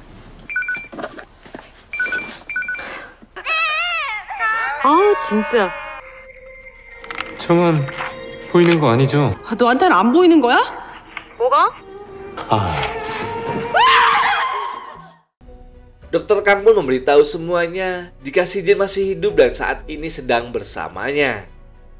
Beberapa hari kemudian, Si Jin dan Dayong menghadap ke kantor. Jenderal Yeon dan Letnan Byung-soo sangat bahagia menyambut keduanya kembali. 5 bulan berlalu, akhirnya Myung-jo kembali ke Korea dan Dayong merasa jika sudah waktunya untuk menghadap Jenderal Yeon demi membahas kelanjutan hubungannya dengan Myung-jo. Tanpa basa-basi, Myung-jo mengaku jika dirinya sudah hamil agar diizinkan untuk menikah dengan Dayong. Dan akhirnya, Jenderal Yeon pun merestui hubungan putrinya dengan Dayong. Myung-jo lalu berencana memberitahu kabar baik ini pada Dr. Kang sekaligus menyerahkan surat titipan dari Fatimah.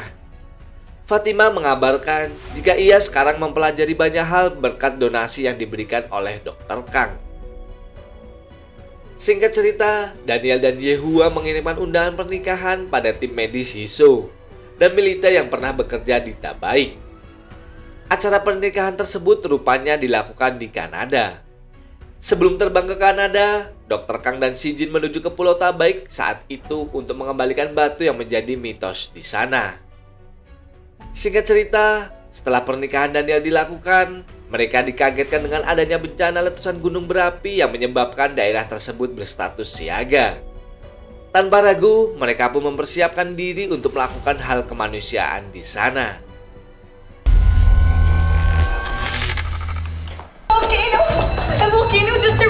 나 하는데 이미 늦었어.